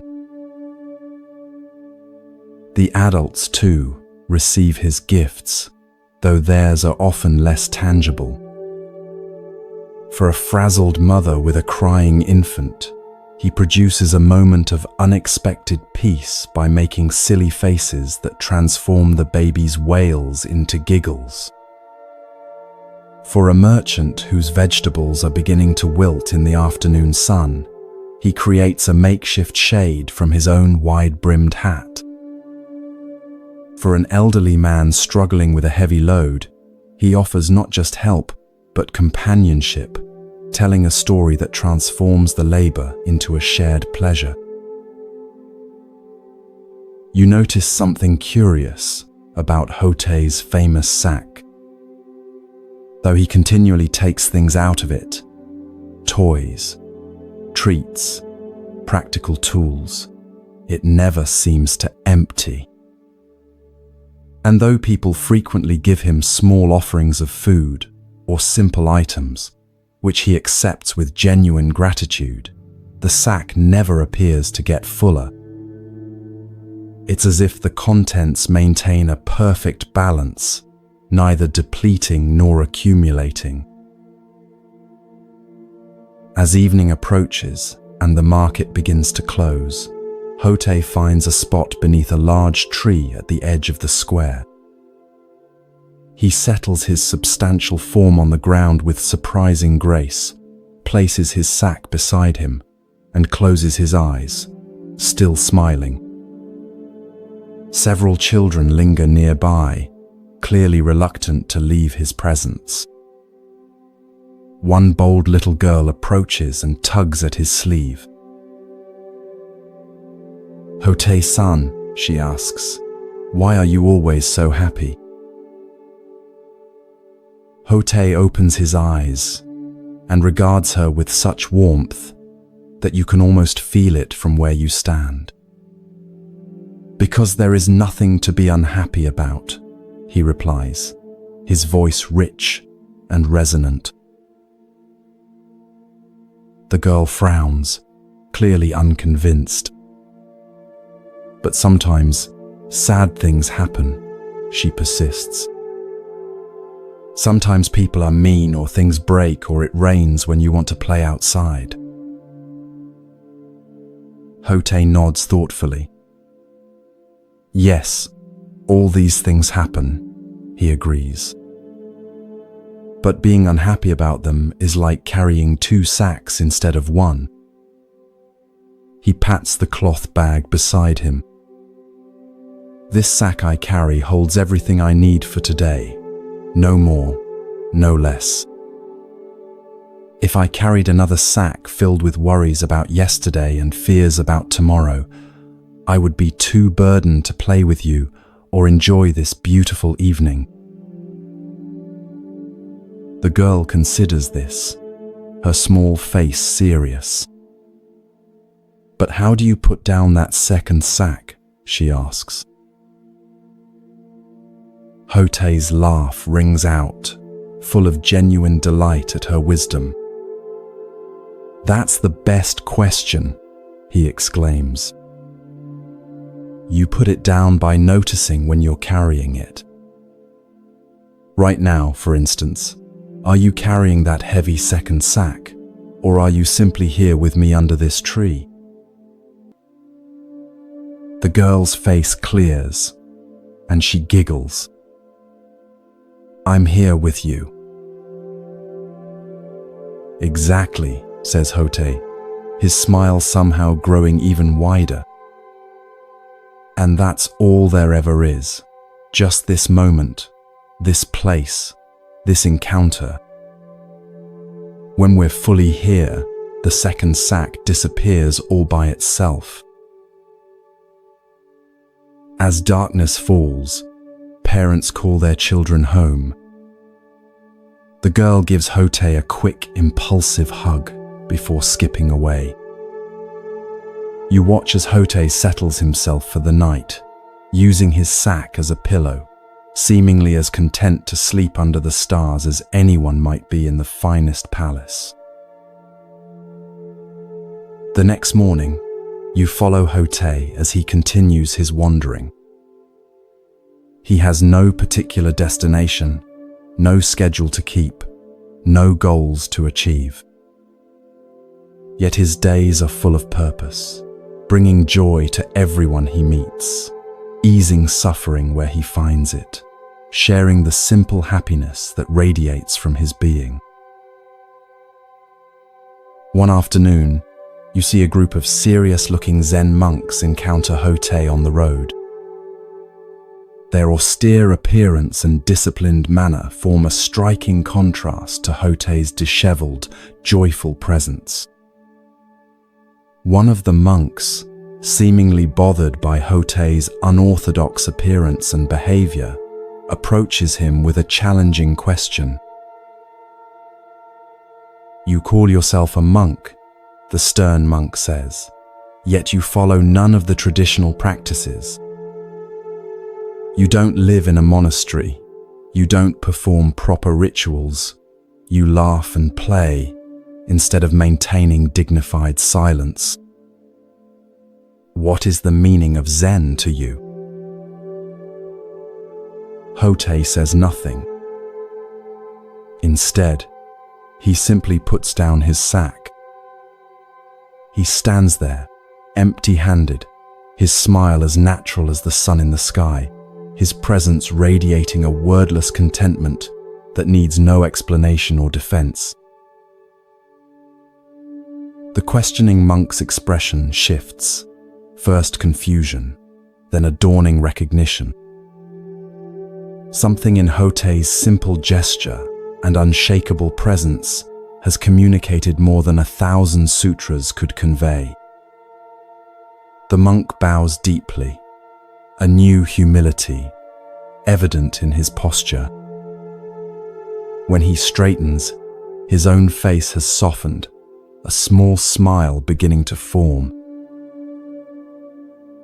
Thank you for the teaching, he says quietly.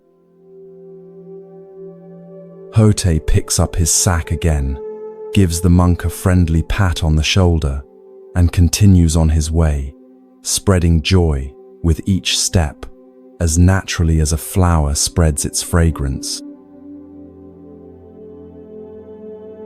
In later years, Hotei becomes so beloved that his image is often portrayed in paintings, sculptures, and household shrines.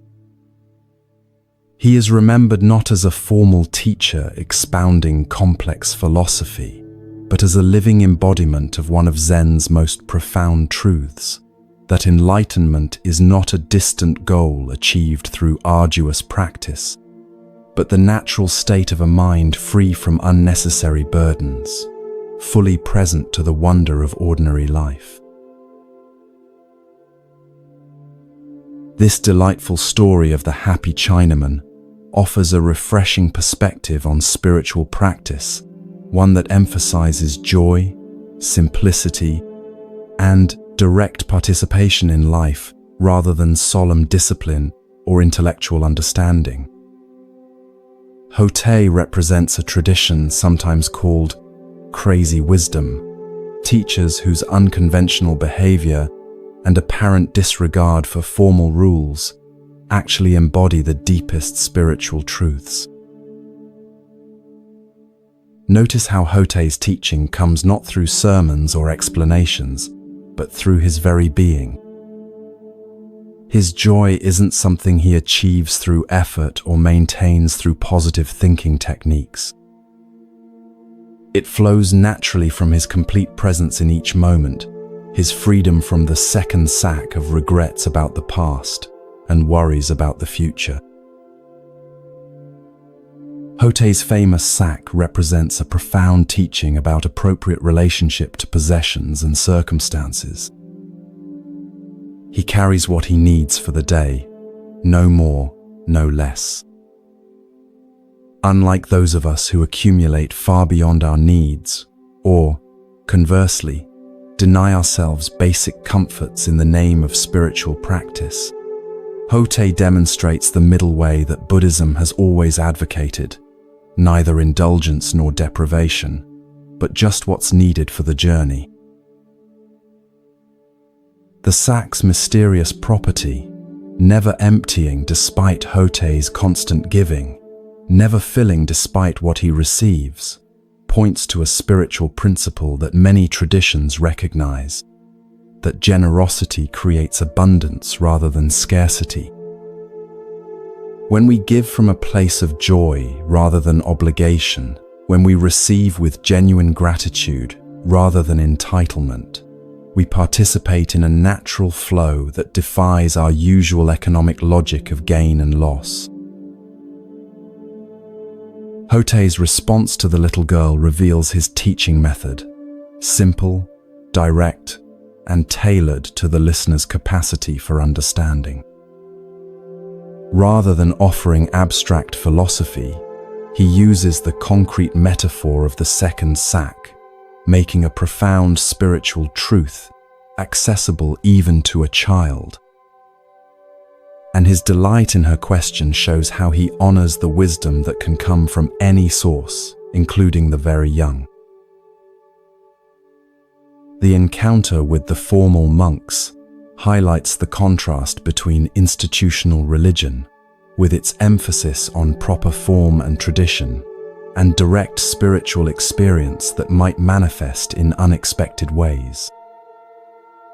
The questioning monk initially mistakes Hotei's unconventional appearance and behavior for spiritual immaturity, only to discover that this seemingly simple, joyful figure has realized the very essence of what all the monastery's disciplines aim to cultivate. As you drift towards sleep, consider your own second sack, the unnecessary burdens of regret, worry, self-consciousness, or excessive planning that you might be carrying. Can you feel the weight of these mental constructions? Can you sense how they pull you away from the simple joy of being fully present in this moment? Hotei's teaching offers a direct invitation: put down the second sack. Not through elaborate techniques or strenuous effort, but simply by noticing when you're carrying it and choosing to be fully here instead. In this moment of preparing for sleep, can you feel the natural contentment that arises when the mind stops its restless wandering and settles into simple presence? This is Hotei's gift, the recognition that joy is not something to be pursued or achieved, but our natural state when we remove the obstacles to experiencing it. Like the happy Chinaman himself, you might discover that the happiness you seek is not in some distant future or special circumstance, but right here, available whenever you fully arrive in the present moment.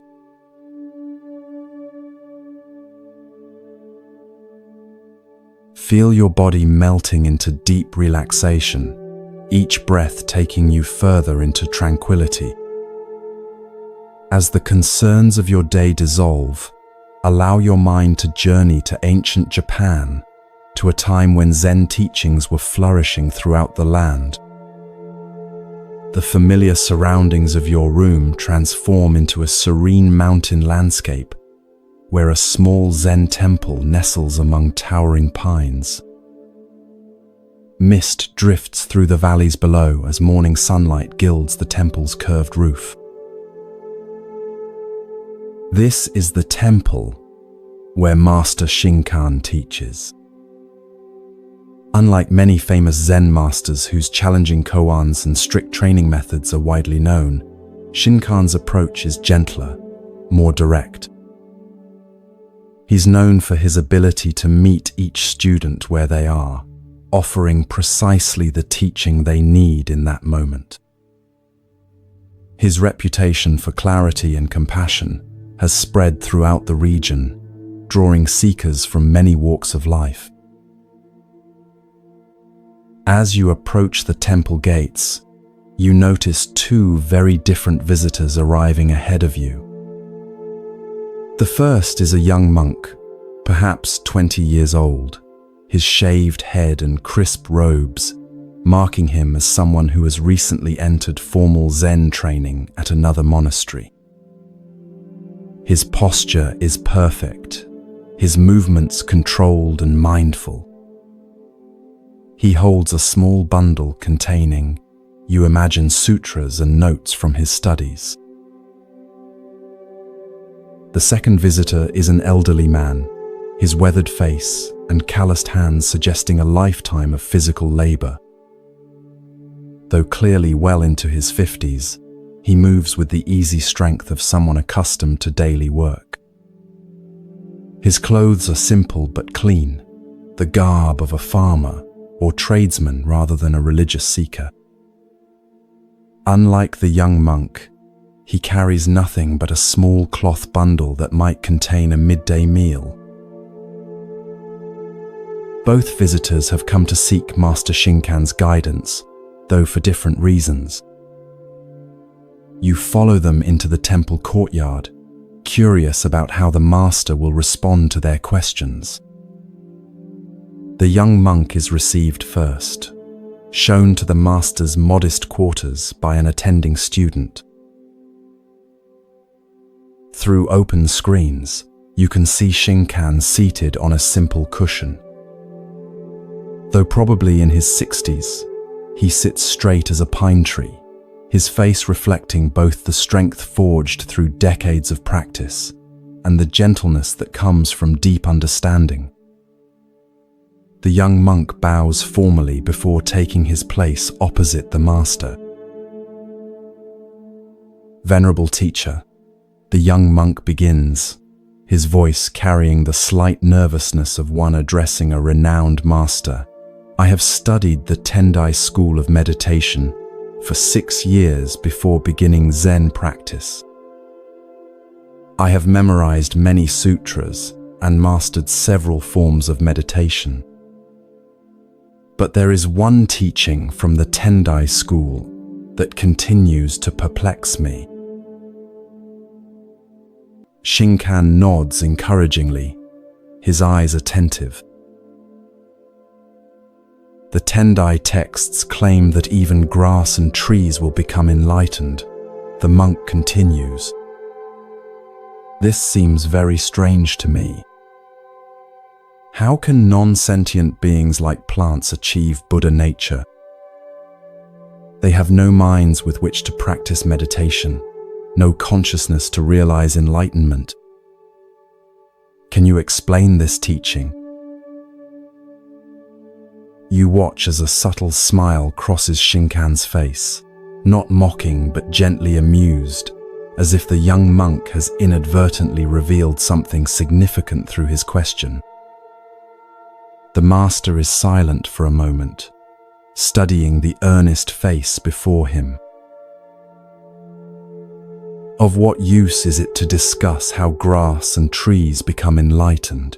Shinkan asks, his voice gentle but direct. The question is how you yourself can become so. The young monk appears momentarily taken aback by this response, which neither confirms nor denies the Tendai teaching, but shifts the focus entirely. He opens his mouth as if to ask a follow-up question, then closes it again, seeming to sense that pressing for a more elaborate answer would miss the point of Shinkan's response. After a moment, he bows deeply and withdraws, his expression thoughtful rather than disappointed. Now the elderly visitor is shown in. His bow to the master is respectful, but less formal than the monks, suggesting a different relationship to religious protocol. He settles himself on the cushion with the natural ease of someone comfortable in his body. Master Shinkan, he begins, his voice carrying the roughness of age but also a quality of directness. I am a simple man who has worked the land all my life. I never had the opportunity for formal study or temple practice. But my neighbor, who visits your temple sometimes, has spoken of your teachings about Buddha nature. I wonder, can someone like me, with no education or proper training, still understand the deeper truths of Buddhism? Shinkan's face warms as he regards the elderly man. Did you consider the grass and trees on your journey up the mountain to this temple? He asks. The older man looks puzzled but nods. Yes, of course. The pines along the path are particularly beautiful this season. And did they bow to you as you passed? Did they demand to see your credentials or test your knowledge of the sutras before sharing their beauty with you? A slow smile spreads across the elderly man's face as he grasps the meaning behind Shinkan's questions. No, he replies. They simply were as they are.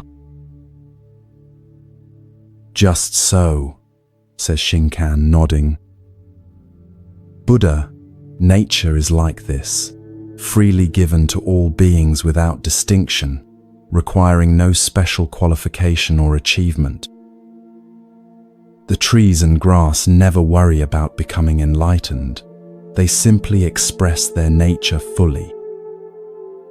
Perhaps they have something to teach us about the direct path.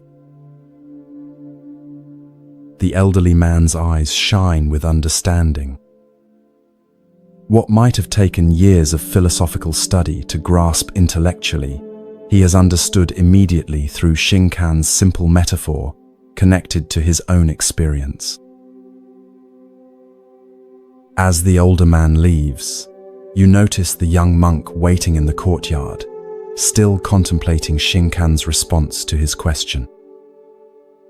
Seeing the elderly visitor's peaceful expression, the monk approaches him.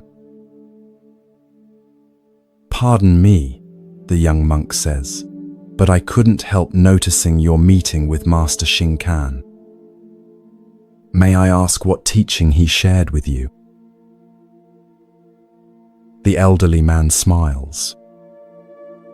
He helped me understand how grass and trees become enlightened, he replies simply, then continues on his way down the mountain path, leaving the young monk staring after him in astonishment.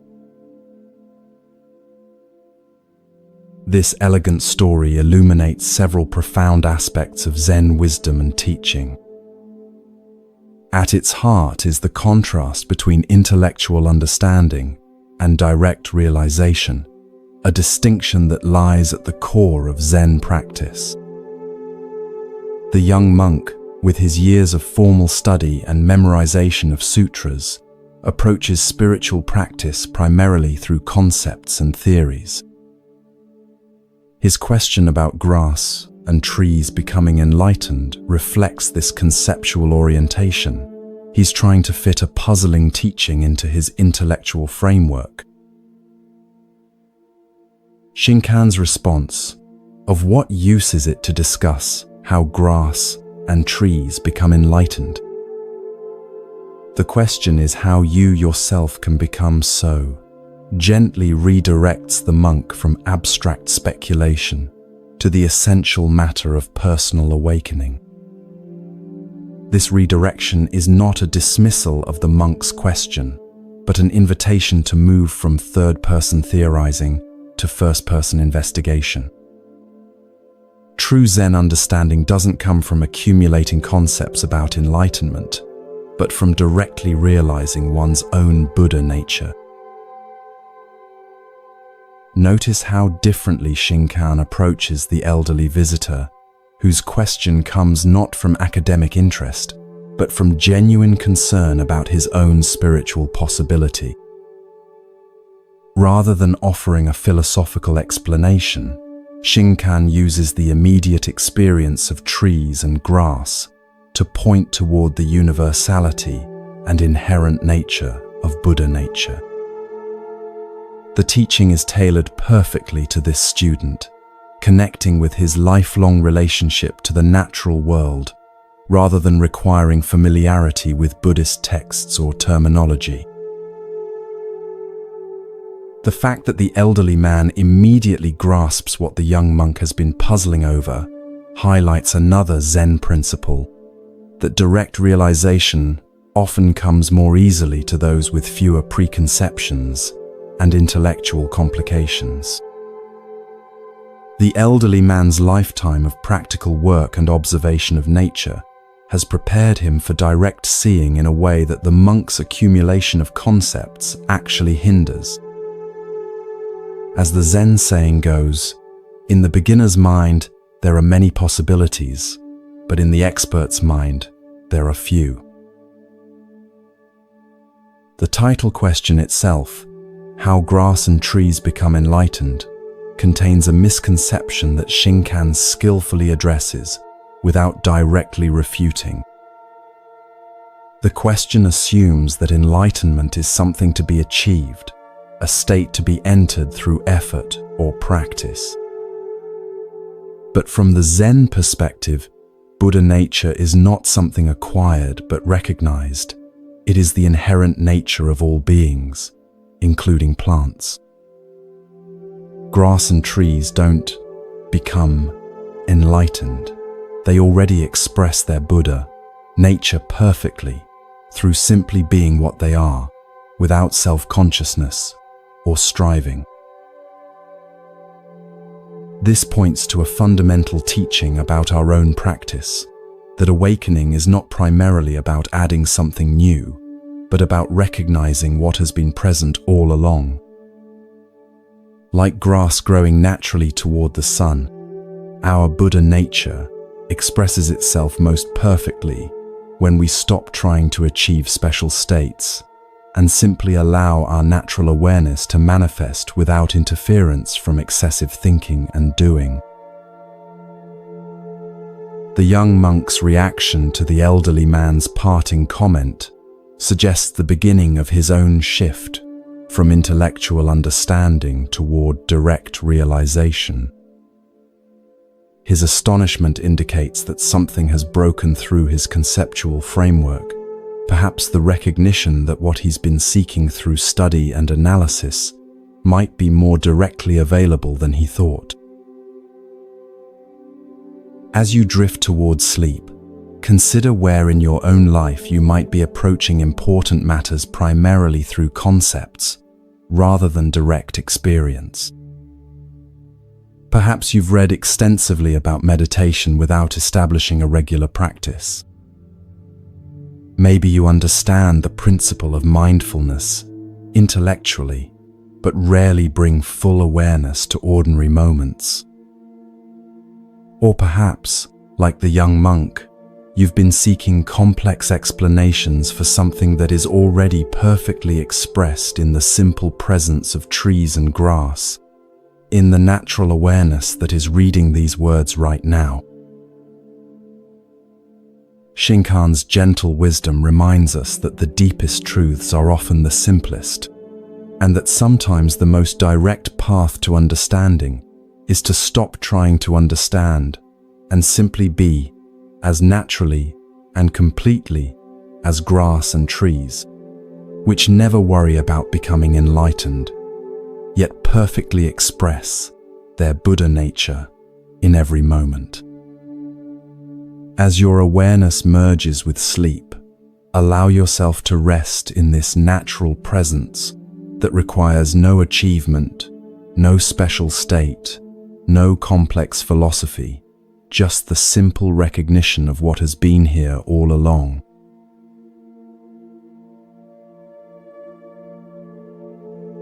As our first journey through these ancient wisdom tales comes to a close, allow these teachings to settle gently into your heart. Like seeds planted in fertile soil, they'll continue to grow in your awareness long after these words fade. Remember Hakuin's profound equanimity, showing us how to meet life's challenges with the simple response, "Is that so?" Recall the patient,